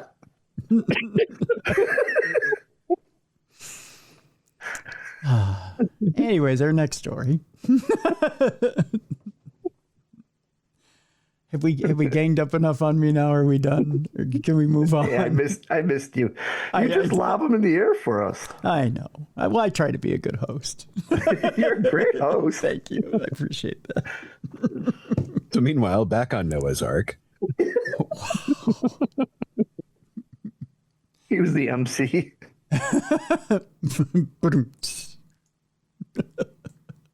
You're the reason we don't have unicorns. You looked on the list and went, yeah, you're not on the list, buddy. Get out of here. Yeah. Can I bring the room down with another dead story now? Yes, more dead people, please. I know you're going to ask, did you date this one? I'll hit this joke for you. Here, you can tell. Did we look good at prom together? Yes. Look, she definitely looks like she's related to Bill Cosby. Yes. 100%. She was the one he didn't roofie. Oh, Jesus. Well, it was a family gathering. That doesn't mean anything. Anywho, this woman was pronounced dead at the age of 30, and then was buried still alive. And when she was buried, she was still alive, and then lived another 47 years after they got her out from being 6 feet deep. How's this for a story? Wow. Do you know that saying when someone goes, "Hey, how are you doing today?" You say, "Oh, I woke up on the right side of the dirt." Do you think she looks around first and is like, Yes. "Yeah, I'm good. I'm good." Every single day I would check to see if I were still in that box. Yeah, no Like- shit. I would become an insomniac. Like, I am not closing my eyes. Right. You people are, Definitely claustrophobic. you, You assholes. you people threw me into stay away the from ground. I would lock every door, every window, everything, and go to sleep with a shotgun in my hand. Do you think any of her family members think she's a zombie?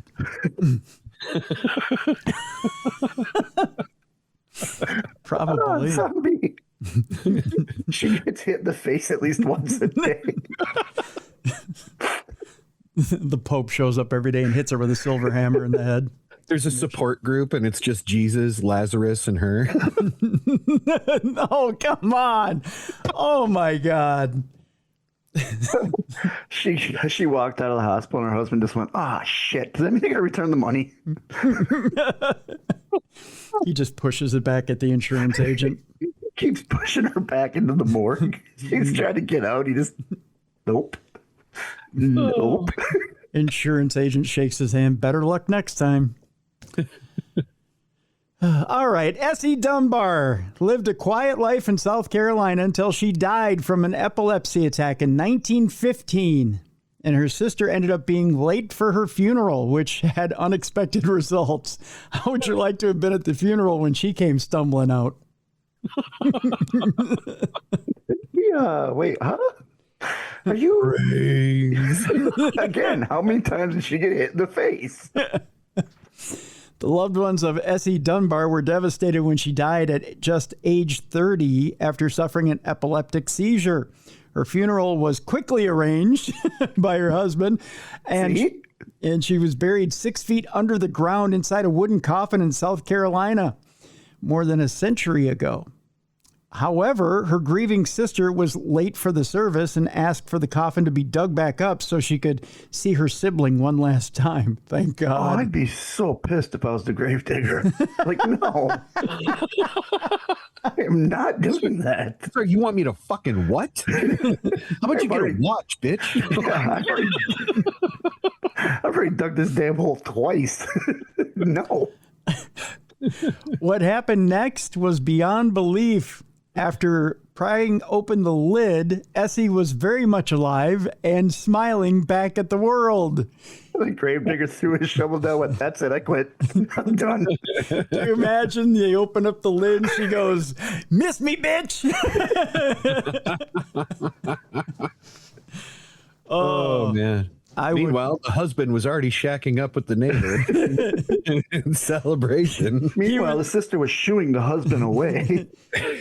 Husband was in mid-stroke and went, "Oh!" It's not what you think. Lost my heart you're on dead. Little is known about Essie's early life. Born in 1885. Nobody liked her. No. Born in 1885, she lived a quiet, unremarkable life and stayed close to her family. Most of them lived nearby, though one sister lived in a neighboring town. Evidently, that's what took her so long to get there. Nothing set Essie apart until one summer day in 1950 when everything went catastrophically wrong after suffering an epileptic seizure and collapsing. Her family, panicked and desperate, sent for medical help. A local doctor, Dr. D.K. Briggs from Blackville, arrived to examine her, but to everyone's horror, found no sign of life, and she was pronounced dead. Grief set things in motion, and the family began funeral arrangements almost immediately. Why was everyone in such a hurry? That's what I want to know. What happens to this doctor's reputation? Oh, I'm sure it was fine. This was in 18 fucking whatever, right? I mean, like, Well, 19, I'm sure you. 1915. So, like, Yeah, he got his doctorate in a fucking Sears catalog. I'm sure. Like, fucking. you had to put the whole punch card. Or easy installments. With a six punch, you get a. Ma'am, I think doctor. you have some ghost in your blood. You should do some cocaine about that. Yep, this bitch dead. Just put some leeches on her. Leeches. Oh my God. So the family began funeral arrangements almost immediately, deciding to hold the services the following morning. So no But you know rest. what to say, but bury him while they're warm. Right. No, You know? no rest for the wicked. The timing was chosen so Essie's sister could travel in from the nearby town to say goodbye. Otherwise, they would have done it literally right then. Right, They they would- bitch dead. they Okay, would- let's yep. throw her in the ground. Put her in the ground. Thank God it's 1915. We have holes everywhere. The next day, Essie's body was placed inside a coffin. 3 preachers led the funeral service. 3? What was They it? were in a Sure, hurry. They covered every denomination. I guess. But as the service came to an end, the sister still had not arrived. Faced with a difficult decision, the family chose to carry on and lower her into the ground. Oh, time is money. Minutes after the burial was completed, Essie's sister finally arrived, and the coffin was reluctantly exhumed so she could say her final farewell. But as the lid was unscrewed and lifted, Essie Dunbar suddenly sat upright and smiled at her sister. Bessie, what you doing here? And then Essie's Dunbar sister clocked her in the head, and they buried her quickly. No, Called the 3 pastors and come on back. Yeah. You didn't do your job. We need an exorcism. bless the devil out this bitch. Let's bury her. The ministers conducting the service panicked, and they all fell into the grave, with one of them breaking some ribs, according to Buried Alive, published in 2002. Yeah, evidently it was traumatic for the ministers who were there. I could just see them landing, seeing her, and doing that like scared back up, and they're kicking dirt at her, and just trying to hit her. The Like, Scooby-Doo run. zombie.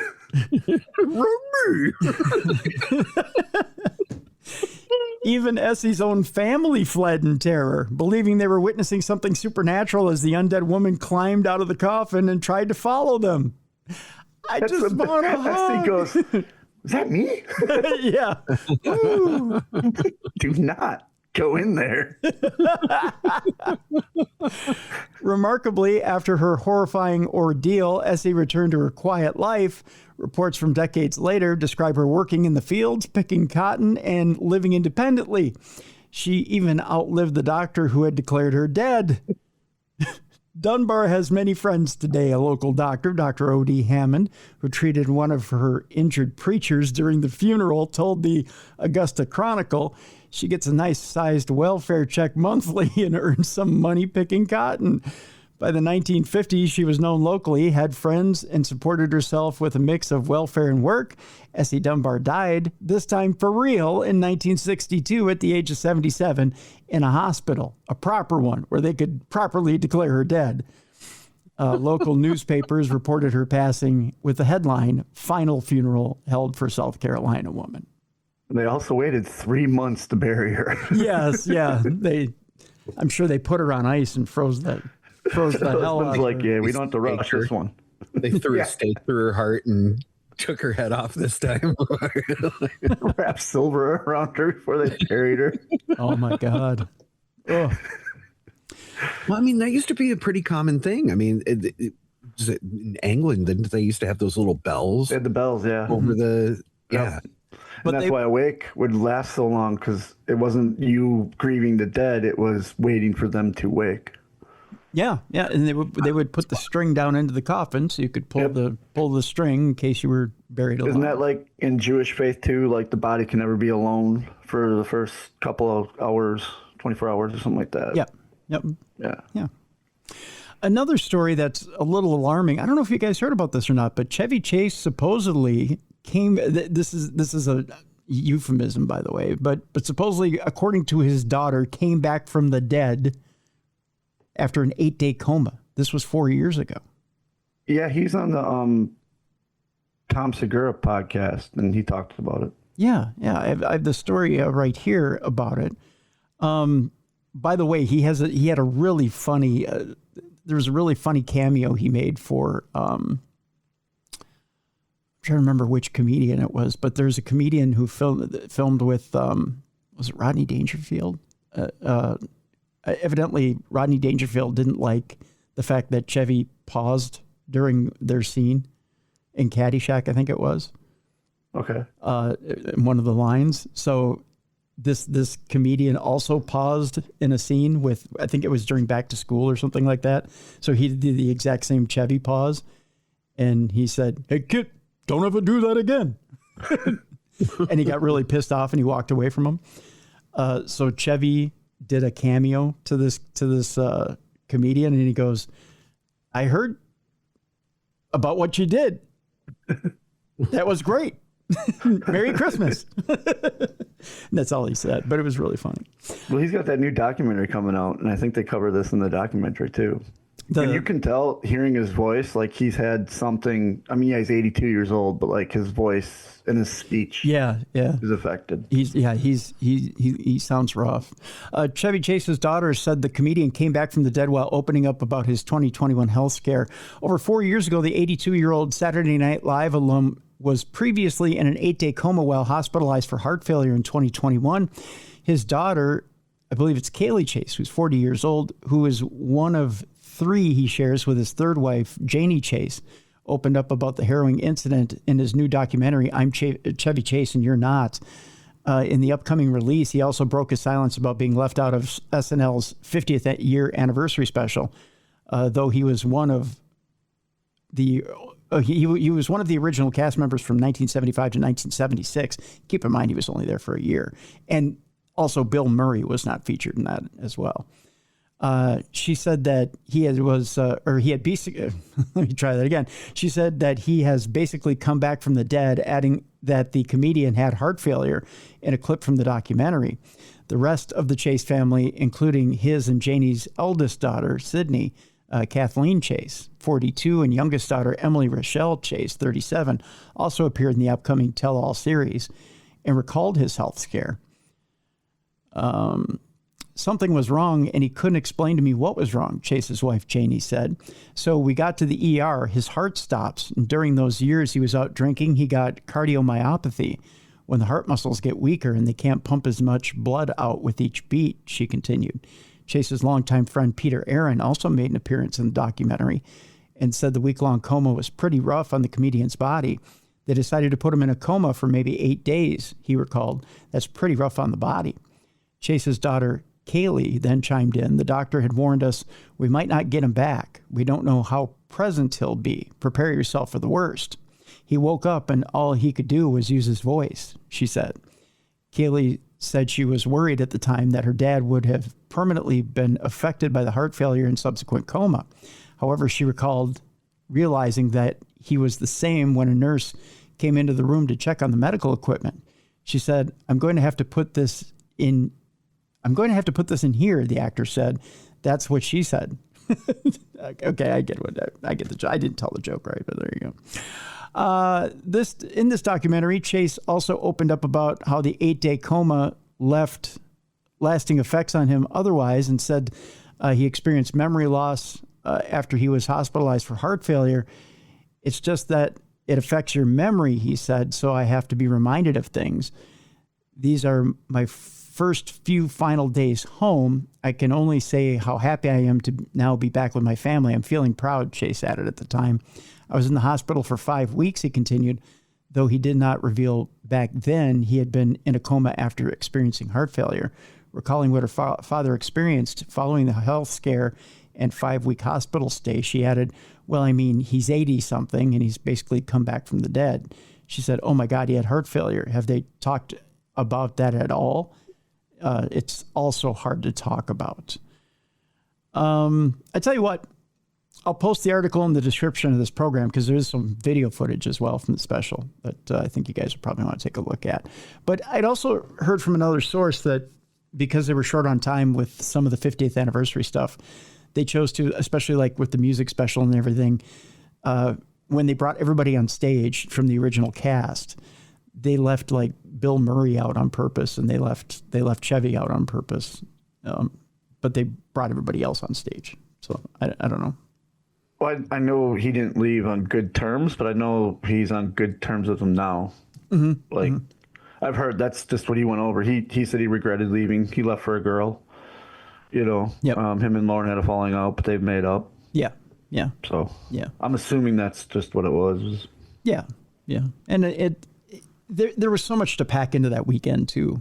And I know that they didn't want to make it all about the original cast. They wanted to make it about all 50 years. So, and I think they kind of felt like the original cast would overshadow everybody if they didn't, have more of a mix of everybody. So they I'm a little pissed off they didn't put me on it. Well, you weren't in the cast, see? So yeah, you got to kind of work there. Otherwise, I would have asked to be included in the bit too. So yeah.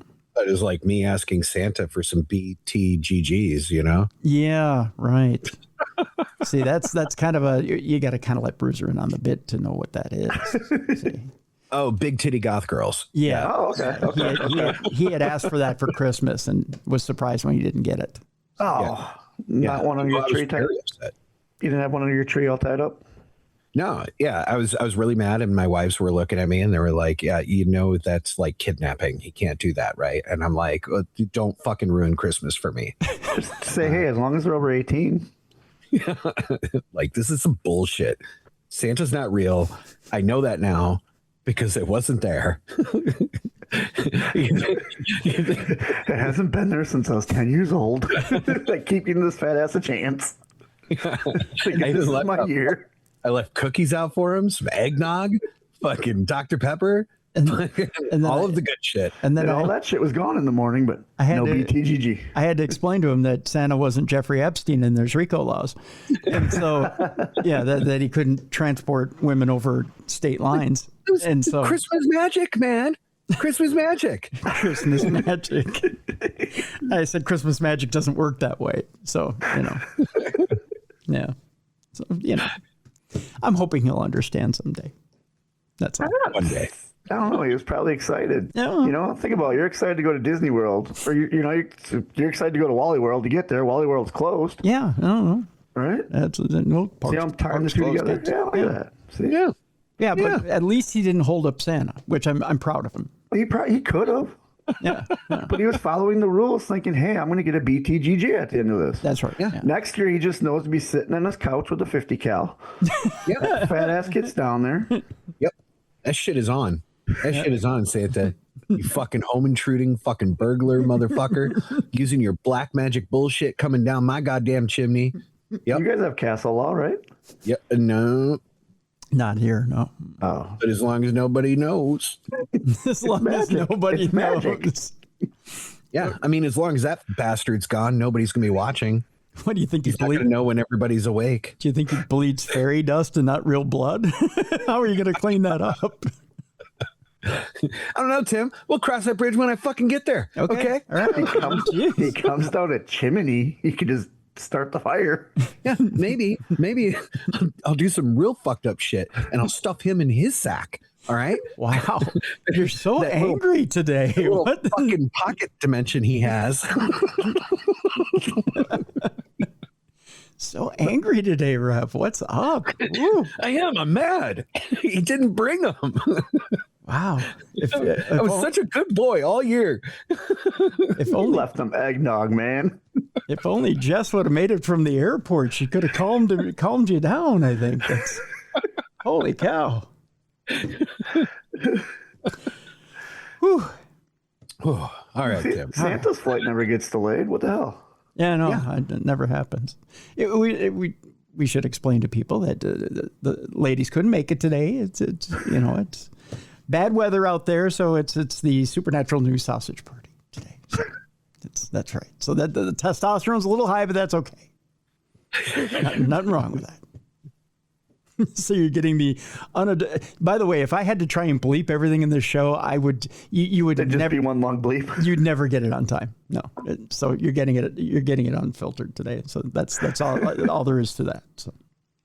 All right, our next story. We're going to get into our prediction segment here, but we're going to lead in with a couple of stories about what other established psychics are predicting for 2026, and then we'll recap with what Jess and I predicted for 2025, and then we'll get into what the three of us will think here for 2026. That's how this will go. Baba Vanga, famous psychic, Bulgarian mystic. Best name ever. Yeah. Had some predictions for 2025 and evidently has some predictions for 2026. Predicted that a large spaceship would visit Earth in 2026. The blind Bulgarian mystic once made a prediction about visitors from space that has recently gone viral. Born in Bulgaria in 1911, Baba Vanga spent most of her life in the Koju Mountains and was renowned the world over for her prophetic predictions about the future. While a great deal of skepticism has always surrounded the accuracy of these predictions, many people remain adamant that she had successfully foretold a wide range of major global events. Even though she died back in 1996 at the age of 85, I know you could be saying, well, Tim, how is she still making predictions? I don't know. She wrote them down. Yeah, she wrote them down. Yeah. Or she's AI now. It could be. Well, 1996, that's the beginning of blogs. Maybe she blogged about it. She blogged her ass off, evidently, for 30 straight years, my friend. And evidently is an 85-year-old, because that's when the age that she died at 1996. Her predictions are still referenced and scrutinized for indications of what may come to pass in the future. Some people are projecting a bit. One prediction in particular that has become increasingly relevant is that of a large spaceship arriving on Earth in November of 2026, thus bringing it, or with it, first contact between humans and aliens. So she's saying this is the year, this one right here. Here comes the spaceship and we all make contact, right? There are also references to this happening during a sporting event. You know, land right in the middle of a playoff game. Well, it's November, so wait, November, right in the middle of preseason, or right in the middle of the football season. Is Will Smith going to be there to make contact? Yes, he's going to blow it up as they release the new Men in Black, which is supposed to be this year too, isn't it? Yeah. Keep my wife's name out your motherfucking mouth, Welcome to Earth, bitch. I'm just thinking, is the World Series beginning in November? No, it's October. Is it end of October? Yeah, it could be the World Series. Because they keep watch. It turns out to be like a Panthers Jaguars game. Yeah, yeah. Where is everybody? Where is everybody anyway? Or even worse, it could be a Vikings game. Nobody's watching. A Giants game. A Vikings-Giants game, and there's absolutely nobody watching. And J.J. McCarthy's quarterbacking, and he misses the UFO by a mile with a pass. I digress. But I'm just thinking November, or you know what? It could be at a soccer stadium and nobody cares. Yeah. Could be at a cricket stadium. We're not thinking worldwide. Yeah, we're not. It could be a sumo hall. Yeah. Yeah. There's a lot of different kind of sports ball stuff. Yeah.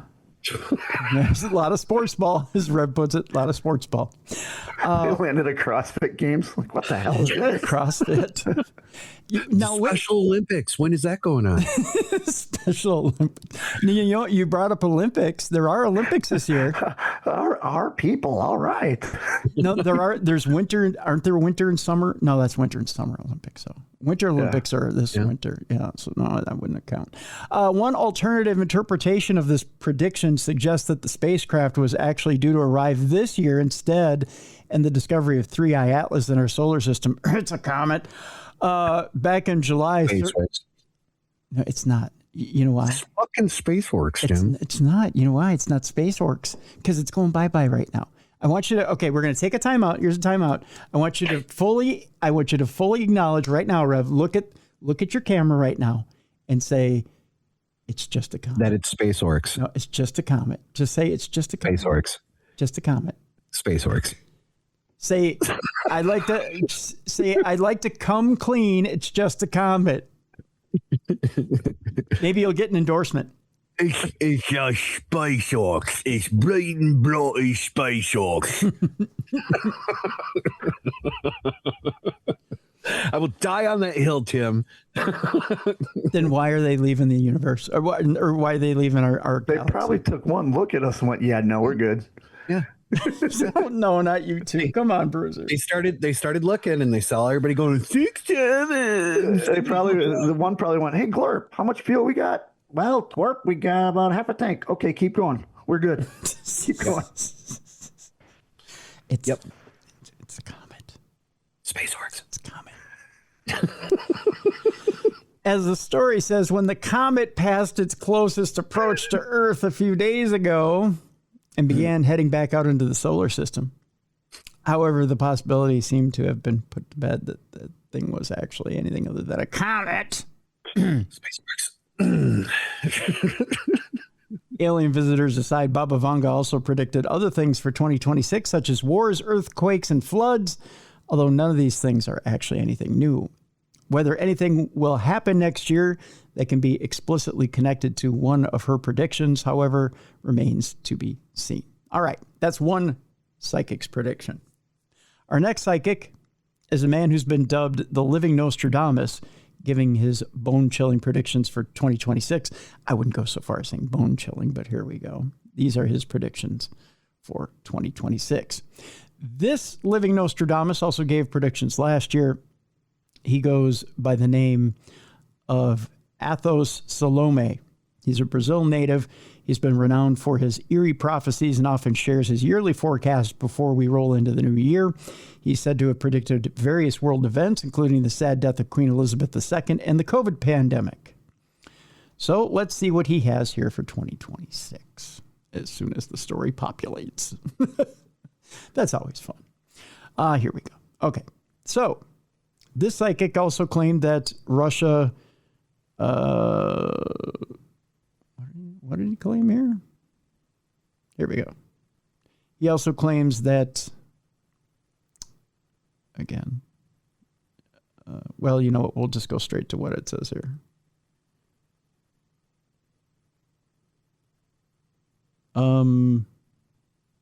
Okay, he also says that from devastating weather events to increasing international conflicts, he says, saddle up here for Salome's chilling predictions for the year ahead. I'm all saddled up. I just want to know what the heck he's predicting here. Okay, so he says that there will be a threat as far as World War III goes. The final months of 2025 have seen, it says, World War III fears reach new heights as Russia continues to unleash direct threats to Europe, and the mystic fears that conflict could escalate even further in 2026. He says it's feared that the UK could now be facing the greatest military threat of a generation, with Brits warned to prepare for the scale of war our grandparents or great-grandparents endured.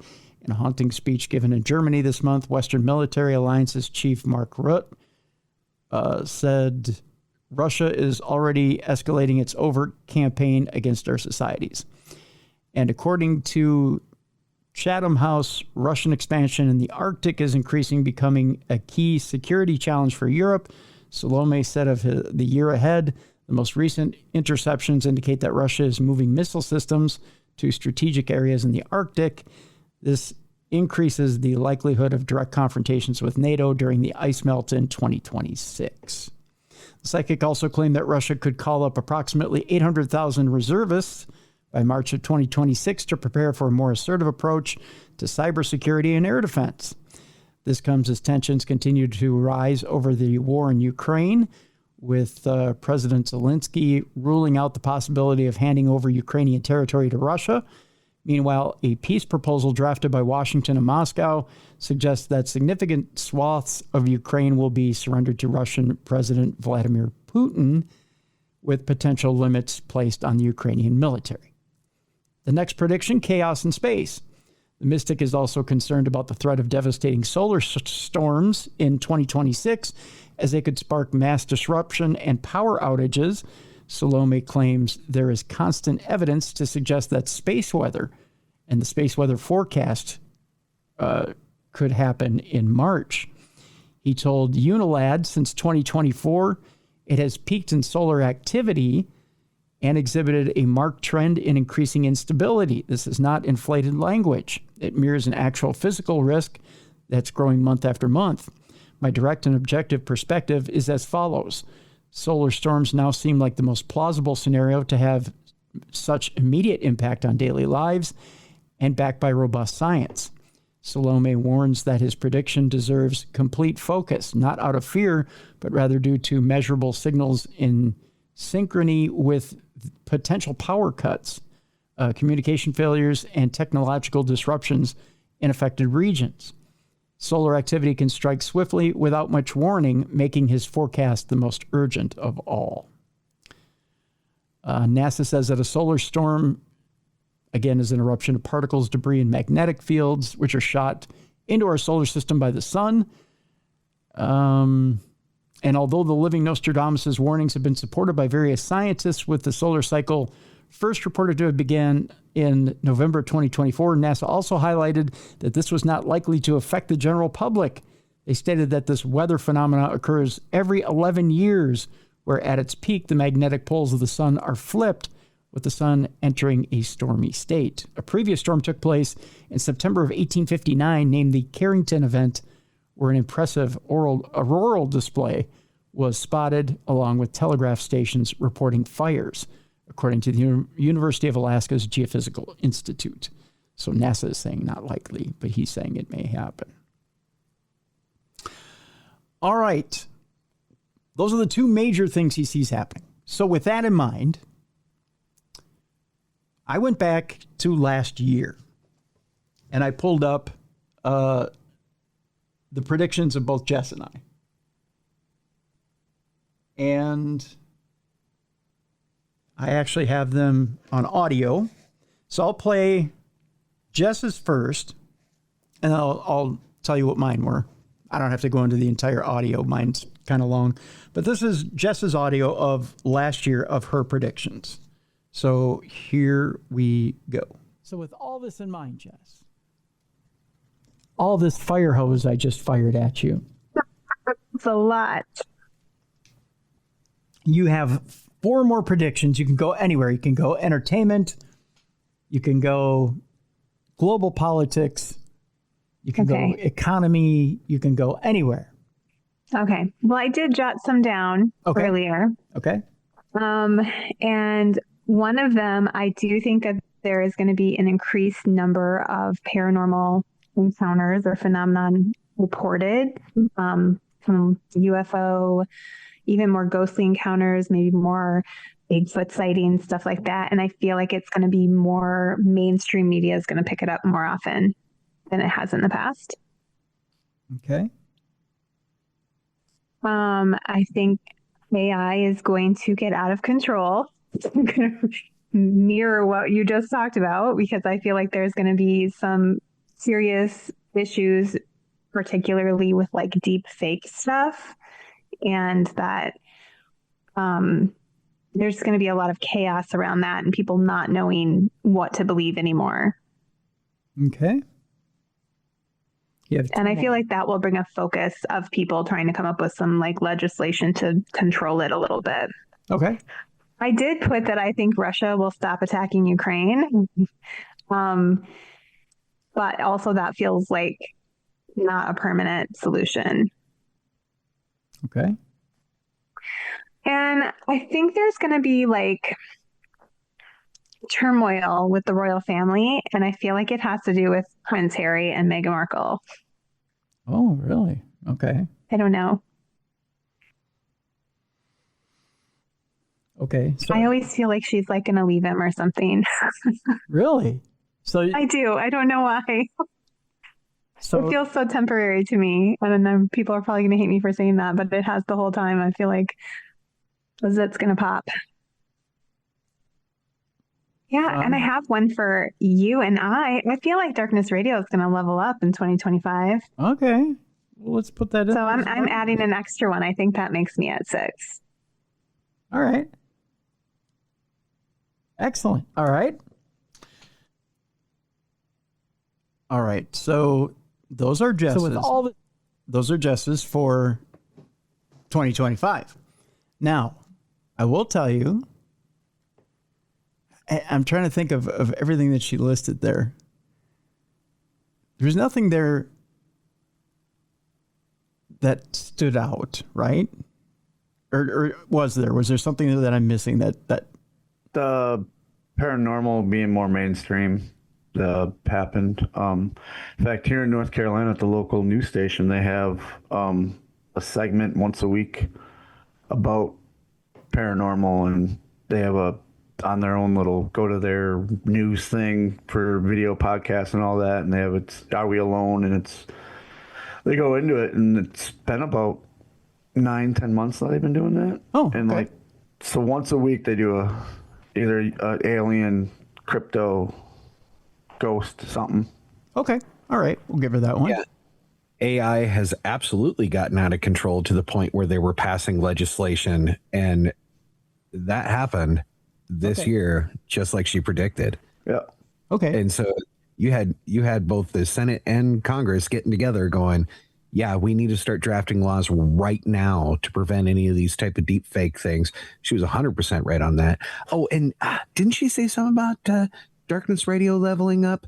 What was that really excitable fucking message that came across like a handful of months ago? Oh, wait. No. Wait a minute. No, I don't have anything to announce yet. So.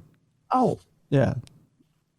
So, but potentially now I'm going to read off what Jess has for 2026.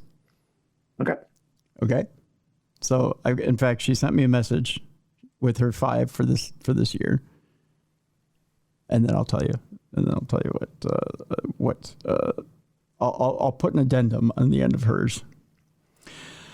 So her 5 for 2026, number 1, an end to the war in Ukraine, maybe wishful thinking, but it feels like it's nearing an end.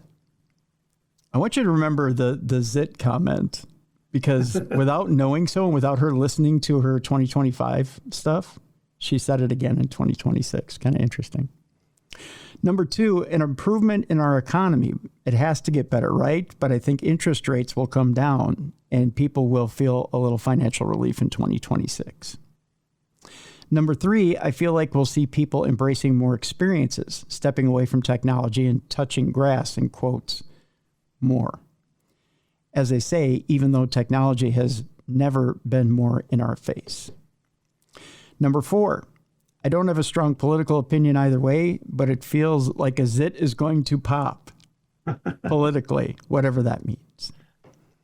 Number 5, I'm sticking with Darkness Radio, going to next level in 2026. Our 20th year feels a little extra magical. With that, now I'll put the addendum on it, because evidently Rev can't hold his water.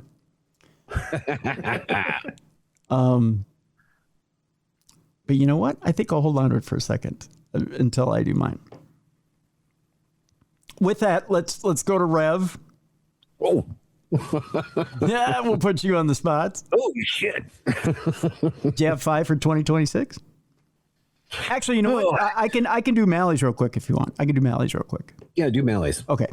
Mally's got her 5 here for 2026. I asked her to submit 5, and she's done so. These are her 5. She says, number 1, an earthquake in New York. She doesn't say what strength on the Richter scale, any fatalities or anything, just an earthquake in New York. Number 2, a Dolly Parton health scare. Okay. Interesting. Number 3, the Detroit Tigers make it to the World Series. That's pretty bold. Number 4, a discovery that there is a serial killer on the loose. That'd be pretty scary. What's that? There's one in Texas. They just talked about it. They think there's a serial killer in Austin. Really? Currently? Mm-hmm. All right. The law enforcement won't admit it, but men of the same age, dying the same way, being placed in the same river, kind of points to the same person. How do we know it's not Chupacabra? Oh, yeah. It could be. You're absolutely right. Be. Number 5, a cure for a large percentage of cancer is announced or leaked, and the pharmaceutical companies can't do anything about it, so we start to see results of many people healing. Interesting 5. Very nice. So those are Mally's 5 for 2026. Okay, now Rev, you're up. Okay. All right. Well, let's put on the doom and gloom hats. All right. Shall we? Mm-hmm. Venezuela. GWAT, baby. Number 2. The global war on terror.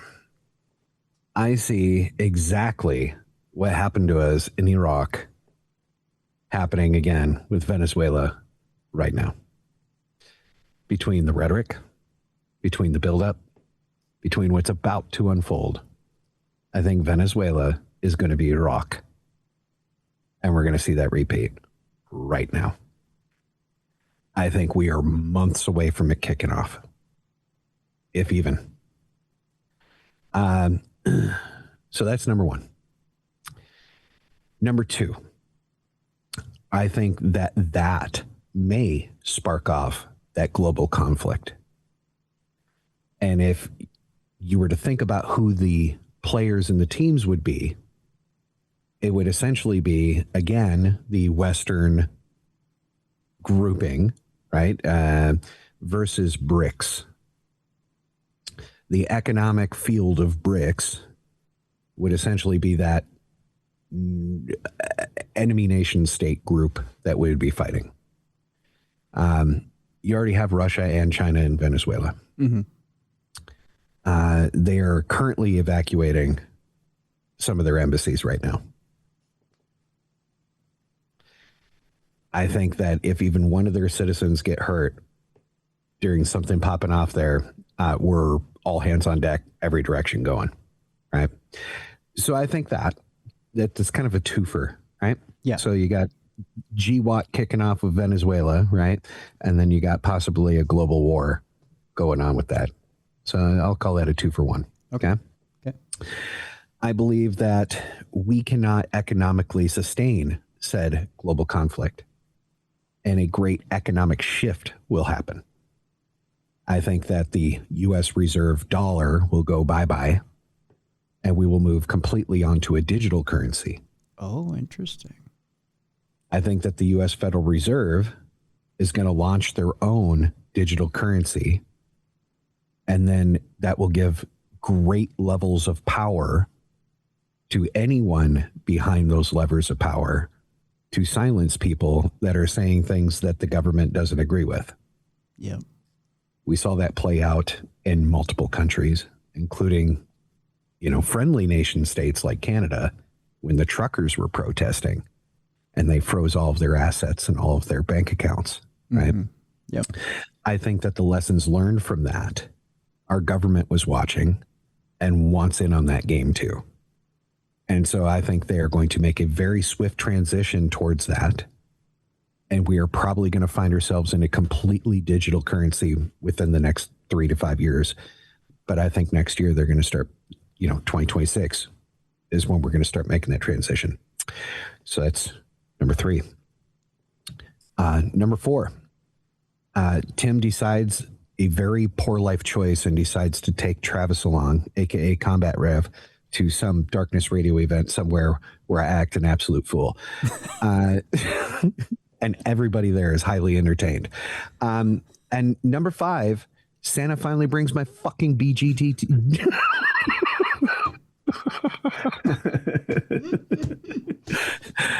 Bring me my BTGG, Santa Claus.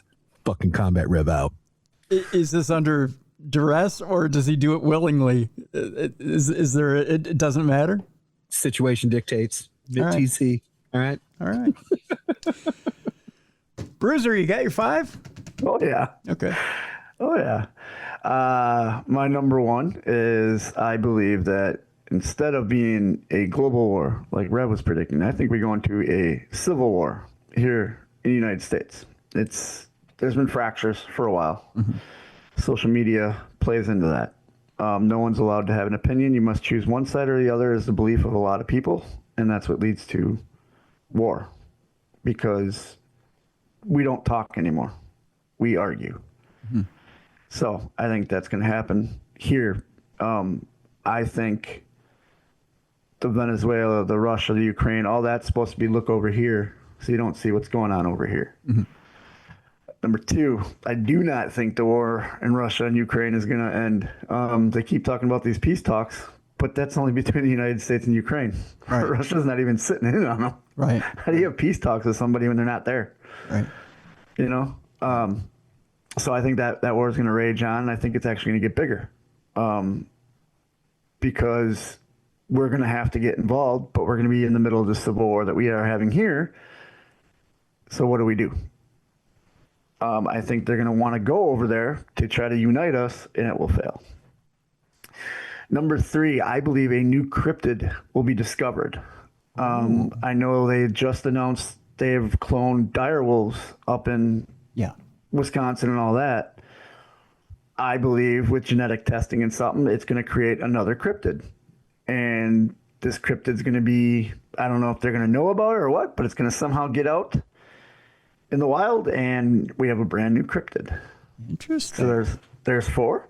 Okay. And number five, I believe that these Winter Olympics will be life-changing, but not for the good.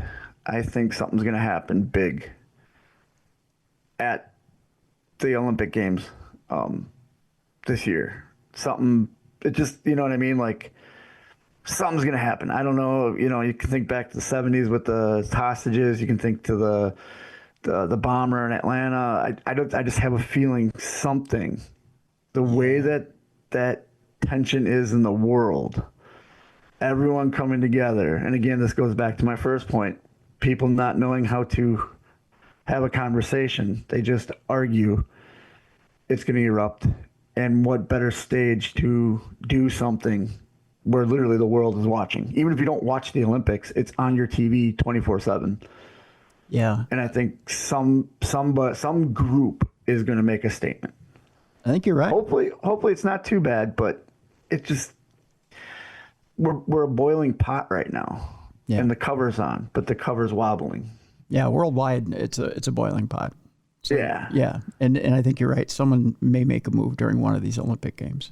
Yeah, look what happened with the Hamas thing. They went to a giant music festival. Yeah. And that lasted for how long? You know what I mean? Right. Like, right. Now you have literally the world's best athletes in one village. Yeah. Yeah. And it could be 1972 all over again. You're correct. Yeah. Yeah, you're right. Unfortunately, you're right. You're right. Trying to think if we have time for me to play because I think my selection's 5 minutes, or if I should just read them. I think I'll just read my 2025 ones, and I can explain just briefly what they were. My number one from 2025 were the Vikings would win the Super Bowl in 2025. Of course, you know, they lost. I lost that within 2 weeks of making that prediction. Sam Darnold was not what we thought he was, although he's ramping up to make himself look like maybe he was better. Yep. A lot better. Look at Seattle now. I know they're looking at like they may be the number one seed this year, but we'll find out, won't we? Number two, huge news surrounding the Pope. And as I put it there, not good, either an illness or death. As we know, the Pope died last year and there was a new Pope. Yeah. Yep. So I think I got that one. Number three, I said that Russia would have absorbed the Ukraine in 2025. And that, I can't even read my own writing here. Maybe I should have played the clip. And that by absorbing Ukraine, that would have made a war in the European theater and would have made the U.S. more isolationist. I was one step ahead there. I think I went a little too far on that deal. Went a little too far on that. It hasn't happened yet. I still am of a mind that, and I think only because Zelensky has been holding on by the skin of his fingernails, that they're at a point where they're still talking. But I really don't see too many ways out for Zelensky. I just don't. It's only because he's managed to charm the U.S. that he's managed to hold on. And again, how do you have peace talks with one that's not in the war, Right. and the other one doesn't show up to the table. So Yeah. but I think you're right. Oh, were you going to say something, Rev? I'm sorry. No, I just elbowed my sign and made loud clanging noises. That's okay. Number 4. And I think I got this one as of last week, and I'm sorry that I did. Major movie icon dies tragically and prematurely. Rob Reiner. Yeah. Yeah. Yeah. And number 5, I predicted that there would be a recession in the U.S. economy in 2025. I don't think we've hit an official recession. I think we flirted with it all year, but we didn't hit one. I think we got darn close. There were economic indicators towards summer that had interest rates not been lowered by the U.S. Reserve, we would have reached a recession. The only reason we didn't, again, was because the Reserve lowered interest rates. But had they not, I think we would be in a recession right now. That's the only thing that stopped. Okay, my 2026 predictions go as follows. I don't think I'm going to lose on this Vikings prediction. The Vikings will bring in a quarterback for competition for JJ. Nope. Not happening. You don't think so? Nope. I think they will. spent too much money on him. I think they will, if only to push the kid. Is that the hockey team? Or? Yes, it's the hockey team, Rev. Yes. Okay. Yes. All right, just making sure. Yep, All that's the hockey team. I just think they will bring one in. And believe it or not, I think it'll be Malik Willis or Mac. No, Jones. Malik Willis is getting a starting job somewhere. He may be promised one in Minnesota, my friend. No, he's not going to go where he has to compete. And you know what game's gonna decide that? It's gonna be this next Sunday. No. I'm telling you. If he doesn't rise to the challenge and play next Sunday, he's going to have issues. Again, number 2, the U.S. economy will flirt with recession this next year. There's only going to be one interest rate cut in 2026. And the Fed has said that they've stayed firm on that. I know President Trump has said he wants to get rid of the Fed Reserve chairman. It's not going to happen. He can't do it. It has to be done by the board. That alone tells me that's not going to be enough to stimulate the economy. I'm just telling you from common sense, not from a psychic standpoint. We're going to flirt with recession in 2026, especially with other economic factors out there. And if, like stuff that both gentlemen have said here today, with world events, I really do think that's going to be enough to tank our economy. So I think we're not only going to, I'll say flirt with recession. I won't say a recession, but it'll be darn close. The job market has been in the tank and it's going to continue to be in the tank. And I think that's going to stimulate that as well. The third one, I know both of you gentlemen may disagree with me on, but with Steven Spielberg's Disclosure Day movie coming out this coming summer, I think Disclosure is on. And Disclosure will get to be the closest as it's ever been, if not happen, this next year. I think the Disclosure Day movie is the precursor to Disclosure by the U.S. government. Okay. Much like Close Encounters of the Third Kind was the beginning, I think, of the movement by the government. I think this is the end. I think this is the introduction. By the government. You think the alien disclosure process is bookended by 2 Steven Spielberg movies? I wouldn't laugh that off. I would actually agree with that. Yeah. I guess because it's media. Mm-hmm. Yeah. And he's a respected, it's not some schlub. Mm-hmm. Yeah. Yeah. Yeah. I would agree with that. I think it's the beginning of Disclosure. Yeah. Number 4, a political scandal will change the 2026 midterm elections and will turn some red state election results blue, much to the chagrin of everyone.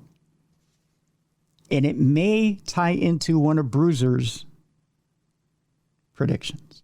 I won't go so far as to say a civil war, but it will amp up the way people think politically in this country, maybe even raise the temperature of the way people are thinking politically in this country. It will be a legit election. It will be a legit finding because people do vote the opposite in midterms when they're not happy. Mm-hmm. But people will vote blue in some red states because they're not happy with the way things are going, or they're not happy because of this particular political scandal. And it's going to upset a lot of people. And I'm Epstein Island. Oh no! I was gonna say, do you think are you saying it's gonna be one candidate, or it's gonna be like the Epstein files? Like, oh no, I'm not saying it's even the Epstein files. You know, it's something where it's all parties. You know what? Involved. I will even go so far as to say it won't have anything to do with the Epstein files. It has to do with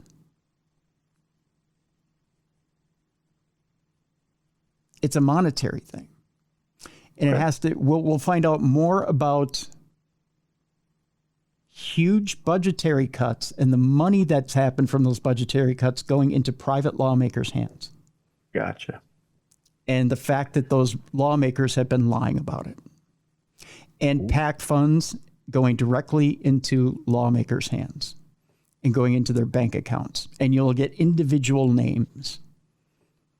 And those lawmakers will lose those elections. That'll definitely raise the temperature. Oh, yeah. Snap.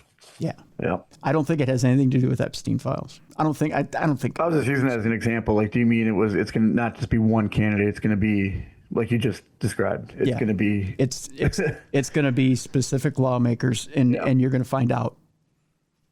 This one took money. This one took money. It's gonna be a payola scandal.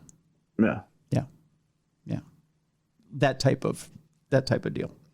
And finally, much like Rev was trying to tip off before, pretty good changes or great changes are coming for Darkness Radio number 5. And all I can tip off or say is that Jessica was close in 2025. In fact, she was very close, but not anything I can announce yet. But yeah, we are working on some stuff. But I can't say anything yet. But I will as soon as I can. In the meantime, we'll just say that we're starting things off here with a bang this week, as you've already heard yesterday, and as you'll hear tomorrow. I'll give you a little hint for tomorrow. I won't tell you who the guest is tomorrow, but I'll just tell you that we'll start things off in our 20th year, much the way we did in the first year. That's how I'll do that. It's With kind of a robots and fleshlights? Yes, robots and fleshlights. That's how we started it 20 years ago. That's right, Rev. Starting it off with a bang. I mean, But instead of AI, it was a CNC. Yeah, it was a C. Yes, it was a speak and spell. All right, we've got. Boy, we're running long today. Let's get into some of these top 10 lists from Unexplained Mysteries for Cryptozoology Stories of 2025. From Bigfoot to Loch Ness, here's their top cryptozoological stories for the last 12 months. Number 10, 5 terrifying encounters with real sea monsters. Do giant multi-tentacled man-eating sea monsters actually exist? They say they'll look at 5 terrifying tales here. That was number 10. Number 9, strange video shows shadowy 4-legged creature in Argentina. A clip out of Buenos Aires this week sparked rumors of demons and other weirdness. Number 8, sightings of the enigmatic Mokele Mbembe are reportedly on the rise. Do you know what a Mokele Mbembe is there, Rev? I mean, I think she was in my DMs. I think so too, yeah. Yeah. And whoever she is, tell her to shave that shit. An increasing number of people claim to have witnessed a dinosaur-like creature in the forests of the Congo Basin. Number 7, a man claims to have found Bigfoot remains in New York State. If you remember this story, a team headed up by a self-professed Bigfoot expert has allegedly discovered the remains of one of the creatures. Number 6, witnesses report midnight encounter with an owl man on a road in Illinois. Our good friend Lon Strickler, I believe, is involved in this story. A peculiar encounter with a very unusual creature 3 years ago left one couple desperate for answers. Number 5, the first Loch Ness Monster photograph of 2025 was hailed as fantastic. A new image has emerged showing what appears to be a hump just under the surface of the water. That's right, it's the lovely Loch Ness lady humps. And there was a pretty good picture of it as well. Whale dick. Whale dick. That's what whale Bruiser, dick. Bruiser claims it's whale dick. We have to go with it. Number 4, a video of an alleged giant anaconda sparks controversy and debate just as the movie comes out. Helicopter footage of a giant snake in the Amazon has recently gone viral online, but not everyone was convinced. Number 3, a man spots a Bigfoot-like creature wading across a river in Oklahoma. The encounter happened early in the morning while he was driving across a bridge between Tuttle and Mustang. And I'll tell you, it looked a little like AI when you saw the photo, but it was real. I was just coming out of the shower, man. It wasn't fucking Bigfoot. All right. Like, fucking relax, guys. Say you never done a morning swim? Come on. Yeah, come on. Number 2, a man recalls being allowed by a Bigfoot, or being followed, not allowed, allowed to do what? A man recalls being followed by a Bigfoot-like creature in Pennsylvania. A raccoon hunter got more than he bargained for when he ventured into a remote woodland last month. And number 1, a man captures a creepy trail camera footage of strange figure in Arizona. Someone or something was seemingly lurking on a remote drainage ditch in the early hours of the morning. I remember that story as well. That was just my dad. That was just your dad. He was just out there. Hey, Georgie. Just lurking. If I was wearing tidy whities, it's my dad. Don't worry. Probably. Let him be. Yeah, He's good. just leave him be. Let him do. Careless. Yeah, he'll be out there. Just leave him alone, or bring him a snack, one or the other. Yeah, he likes snacks. Yeah, or don't we? Actually, he's lost a lot of weight. He doesn't snack as much. No. No. Well, maybe bring him a snack anyways. Probably would. You got any goldfish? You got any goldfish? I've been stuck in this cellar. Our next top 10 list is paranormal stories of 2025. Number 10, Adele's former home is unsellable because she said it was haunted. Sometimes even star power isn't enough to sell a house that has a paranormal reputation. Number 9, the BBC's Paranormal explores the case of Britain's last witch. Journalist Sean Ellery returns for a third series, this time to investigate the case of Scottish medium Helen Duncan. Number 8, the Enfield poltergeist case still intrigues after 48 years. The case is still regarded as one of the most compelling and chilling cases of poltergeist activity ever recorded.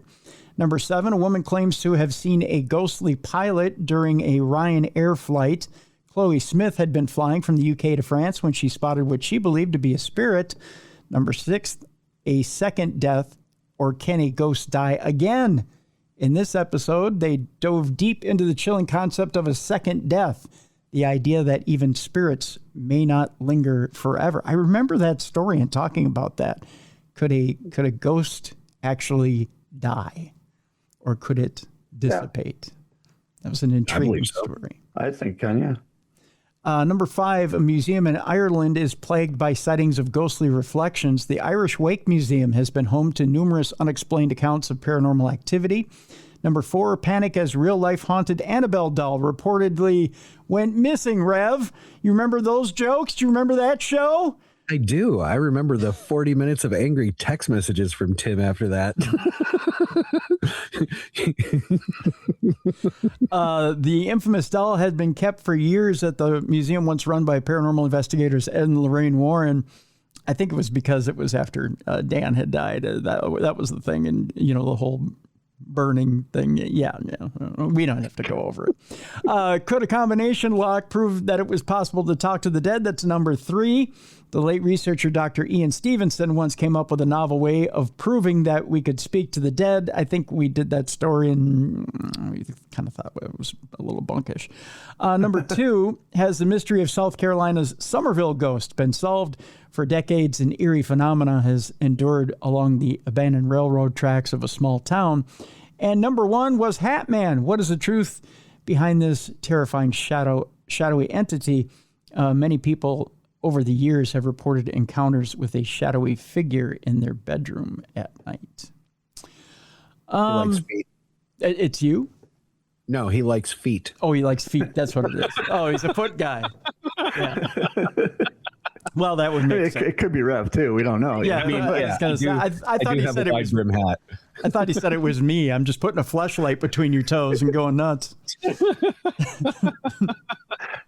I was going to say, let me go 2-dimensional real quick. Let me go 2-dimensional. You don't have your magic hat. That's what it is. That's what it is. All right, last story of the day, and then our palate cleanser, and then we're done for the day. Humans may have as many as 33 senses, according to neuroscientists. True or BS, first of all, from our panel, and then I'll go on with the story. 33 senses? Yeah, senses. No. I know too many idiots. They barely have one. I mean, they say weird shit like your skin is your largest organ and stuff, right? Yeah. So I feel like it's going to be something comparable to that, where they're like, you have the sense to feel like a static charge off of your fucking, pubic hairs. And instead of touch, it's like touch alpha. Instead of taste, it's like, sweet and spicy, and they're going to break it up into subgroups because everything needs a label. It can't just be fucking hot food. Yep, I agree. Beer City Bruiser, I think we just became best friends. I guess I'm blowing this story up my ass. It's skin and it's hot food. Leave us alone.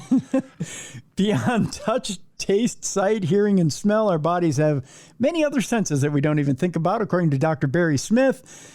He says, stuck in front of our screens all day, we often ignore our senses beyond sound and vision. And yet we're there. Some people are touching themselves, trust me. And yet they're always at work. When we're more alert, we feel the rough and smooth surfaces of our objects, not those objects, of objects. The stiffness in our shoulders, and the softness of bread. Softness of bread. This guy's totally ruined M. Night Shyamalan's career. I know, right? The Sixth Sense is no longer just the Sixth Sense. I know, it's the 33 senses now. In the morning, we may feel the tingle of toothpaste, hear and feel the running water in the shower, smell the shampoo, and later the aroma of fresh brewed coffee. Aristotle told us that we have 5 senses, but he also told us the world was made up of 5 elements, and we no longer believe that. We don't believe that anymore? No, I do. Yeah, earth, wind, fire, water. Yeah. Yeah. And then you ever been to a seance? Yeah. Multipass. Huh. And modern every coven knows this. Come on. I know. Yeah. And modern research is showing we may actually have dozens of senses, it says here. Almost all of our experience is multisensory. We don't see and hear, smell, and touch in separate parcels. They occur simultaneously in a unified experience of the world around us and of ourselves. What we feel affects what we see, and what we see affects what we hear. Different odors and shampoo can affect how you perceive the texture of hair. The fragrance of rose... It's still just touch. You're still just touching hair. You know what this is? What's that? This is a guy mansplaining what the G-spot is to his wife. Yep. 100%. That's what this is. This is a man that is just trying to get another fucking grant. Yeah. Yeah. Let me Just like, hey, you see that? He ran out of grant money. Yeah. Fucking, yeah. What do we got now? 32 senses? Yep. Yeah. Just fucking, let's write some bullshit. ChatGPT. Hey, help me write a dissertation about 32 senses that don't make any fucking sense. Yeah. You see that pineapple shampoo? Yeah. It makes your hair feel like you're a swinger because it's upside down. And ChatGPT put the gun down. Put the gun down. There's a callback. Well, let me continue. I'll skip a few sentences here. We'll get to the meat of the matter. Here we We go. get to be the part where the guy goes, "Hey, my wife's satisfied. Thank you." No, not that part. He says his long-term collaborator, Professor Charles Spence from the cross-modal laboratory in Oxford, told him his neuroscience colleagues believe there are anywhere between 22 and 33 senses. These include proprioception, which enables us to know our limbs are where they are without looking at them. So I know that my hand now is behind my back because I put it there. Our sense of balance draws on the vestibular system of ear canals, as well as sight and proprioception. Another example is interoception, by which we sense changes in our own bodies, such as a slight increase in our heart rate and hunger.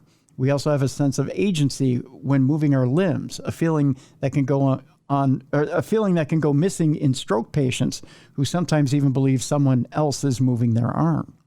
There's a sense of ownership. Stroke patients sometimes feel their, for instance, arm is not their own, even though they may still feel sensations in it. Some of the traditional senses are combinations of several senses. Touch, for instance, involves pain, temperature, itch, and tactile sensations. When we taste something, we're actually experiencing a combination of three senses: touch, smell, and taste, or gustation. Just added math. That's what this is. Gustation, which combine to produce the flavors we perceive in food and drinks. Gustation covers sensations produced by receptors on the tongue that enable us to detect salt, sweet, sour, bitter, and umami, which is savory. What about mint, mango, melon, strawberry, and raspberry? We don't have raspberry receptors on the tongue, nor is raspberry flavor some combination of sweet, sour, and bitter. There's no taste arithmetic for fruit flavors.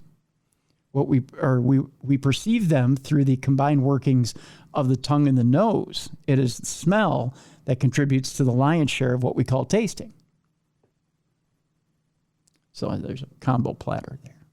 Well, that's a big thing, like tasting beer and tasting wine. You smell it and then you drink it. Like you chefs always say, the visual's the first thing you see, then the smell, and then the taste. So everything's got to be together. I think this guy's just making stuff up to, like, he's adding math to senses. Like, if you take your hearing the fart plus you smelling the fart and you tasting the fart, it's a whole new bad fart. Right. You know? Right. Yeah. But he goes on to say this is not inhaling odors from the environment, though. Odor compounds are released as we chew or sip, traveling from the mouth to the nose through the nasal pharynx at the back of the throat. Touch plays its part, too, binding taste and smells together and fixing our preferences for runny or firm eggs and the velvety luxuriousness, gooiness of chocolate. Sight is in... Beer City Bruiser, did you know that if you took a fork and you put it into an electrical socket, you're not just feeling the amp, right? You're also smelling your flesh cooking from the inside out. You have an umami feeling in your nasal cavity of your larynx throat thing. I get it. I get it. So you're getting the polycarbonate thyroidish spleen activation in the Gulnax area of the subpelvic region. Tim is going to have no more male co-hosts for all of 2026 because of us. That'll be my New Year's resolution. I get it. You think the story's bullshit. We'll move on to our palate cleanser. That'll do it for our story. Just a nerd being a nerd. Like, and I'm a nerd. But I never sit there and think, look at this mango. Like, 47 senses are sensing this is going to be a good mango. Like, I like Babylon 5. I didn't like that bullshit either.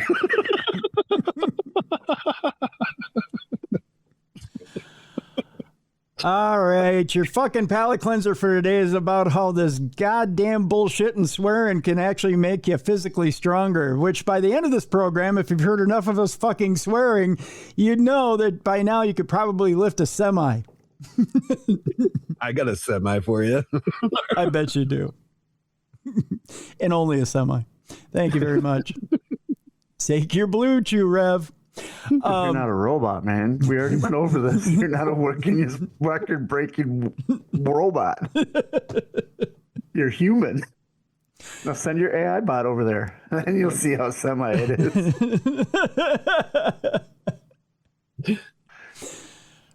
By the way, tell me how much BS you think this story is.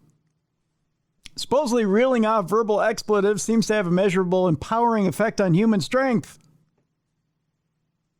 A few years back, it was reported on the discovery that swearing can reduce the sensation of pain. Oh, no. No, I can tell you that firsthand, it doesn't. I was going to say, my father built a deck. My daughter, when she was 2, was around him building a deck. My daughter learned how to say a lot of bad words because my father was building a deck. Mm-hmm. Oh, that's how I learned how to swear. I stood around my grandfather while he built a deck. Yeah. And my dad's not that strong of a guy. Mm-hmm. Yeah. But it seems we may only be starting to lift the lid on the benefits that profanity may bring.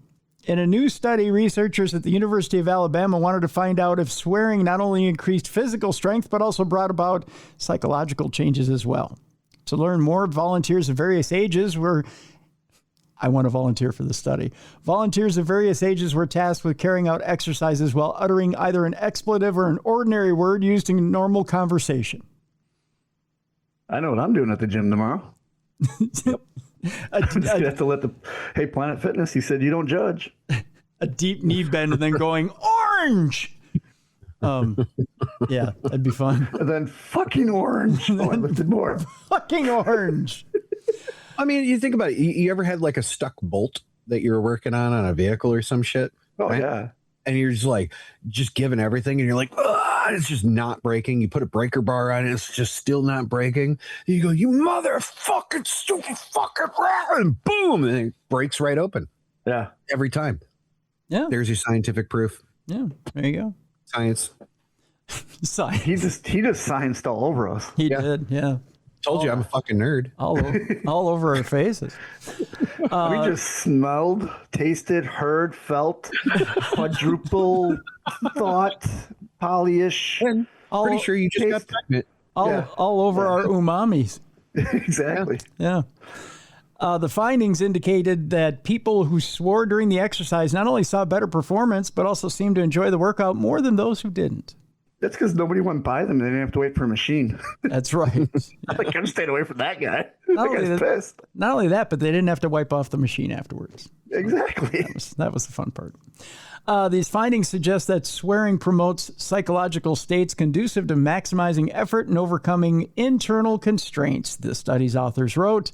But does swearing directly affect our inhibitions? The jury is still out on that one, meaning that more research will be needed to determine whether or not this really is the case. So guess what? Volunteers. Who wants to volunteer? Yeah. Release your inhibitions. Feel the rain on your skin. Really? No. And Prince was the effeminate one? Yeah, look. I mean, it brought back feeling and touch. Yeah.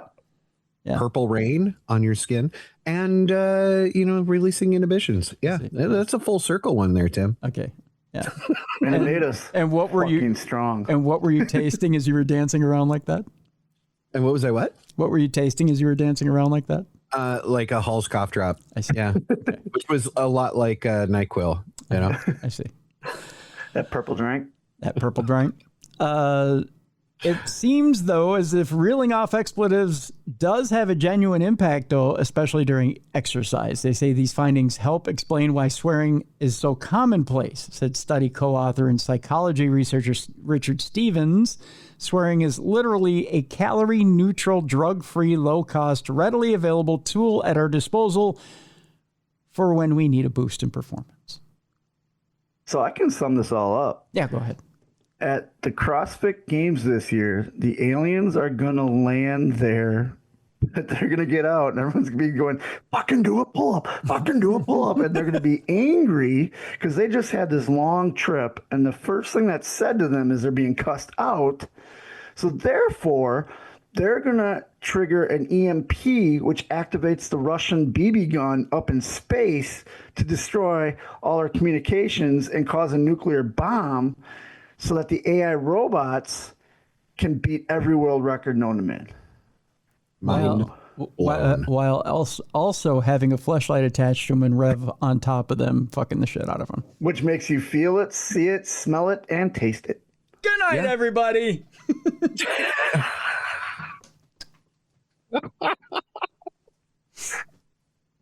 That's how we do it. That's how we ended. That's a mic drop right there. That's right. That's how we end Supernatural News for today, folks. Bruiser, tell them what you got going on. Oh, I got a lot going on. Debuting for a new company January 2nd in Burlington, North Carolina. It's called The Hustle Collective. It's actually one of my students that is starting his own promotion. He's doing it'll be 2 wrestling matches, and then a comedian will do a 5-minute stand-up comedian set. Really? 2 matches, and then another comedian, and then I think 1 match. But he's going to try to mix the comedy with the wrestling type, So he's trying a new thing. So it's his very first show, and we want to fill the place up because it sounds like a cool concept to me. Yeah. And then if you want to learn to wrestle, amlwrestling.com/training. I have 27 students right now. We just added another day of training. And we're absolutely killing it up there right now. You can be as young as 15 with parents' permission or as old as you want. I will teach you to wrestle, ref, ring announce, production, set up the ring, tear down the ring. I'll do it all. Nice. So, all right. That's where I'm at. Great. All right.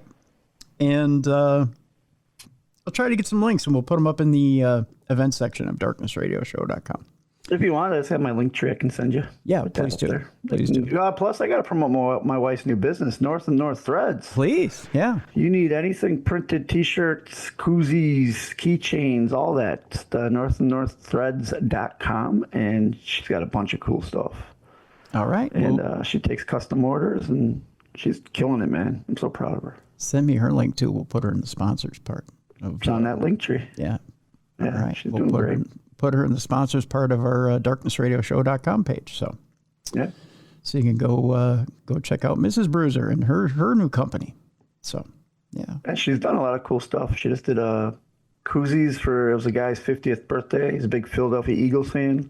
Oh, yeah? But they had his face, like they did this thing with his face and they wanted it on a koozie and she had to like alter it and all that. But anyway, she sent it out there. They were at the Philly Raiders game and she got pictures sent to her of them. All the people celebrating. Really? I'm like, look at that. It's pretty cool. Very cool. Very cool indeed. Yeah. Right on. All right. As I teased earlier in the program, tomorrow on the big show, it is officially the 20th anniversary to the day of Darkness Radio. 20 years. We started on January 1st, 2006. January 1st, 2026. Everything old is new again. And we begin the program the way we started. I'll let you go back and figure out how that was. Or you can just tune in tomorrow and you'll figure it out for yourself. And that's how I'll tease it. But that's I'll leave that as the surprise for you for tomorrow. And I'll let you know that coming up this next month is going to be an exciting month. That we've got a whole lot of great stuff planned for you. I'll tell you that next week, True Crime Tuesday, I have John Hinckley Jr. lined up for True Crime Tuesday. Should be an exciting interview. It's an interview that a lot of true crime shows have turned down. But we're going to take it. So it should be an interesting one. We're going to tackle a lot of good stuff in January. Got a lot of good stuff on tap. And the whole idea with this 20th anniversary for this year is not to look back, but to move forward And that's been the idea since I took the helm of this show, is to completely keep the spirit of the show, to keep the humor and the family together, but to be breaking new ground constantly. And you're going to hear within the next month or two that we're breaking new ground. So again, we're grateful. We love you guys. We thank you guys for continuing to listen and watch us here on video, and to continue to subscribe to us on the YouTube page. Continue to like and subscribe. Continue to give us good reviews. Continue to tell your friends and neighbors about us, and continue to follow us. But it's going to be a good year. 2026 is our year. 20th year is going to be a great year. So thank you all for being with us, being our family for these 20 years. Much more to come. It's going to be great. So ladies and gentlemen, thank you so much. I want to thank Jessica Freeberg. I want to thank Mally Fox. I want to thank you two gentlemen. Combat Rev, Travis Thorpe, Beer City Bruiser. Those four. When it came to a very dark day, stepped up and made this the very best in paranormal podcasting. We'll see you tomorrow for the 20th anniversary of Darkness Radio.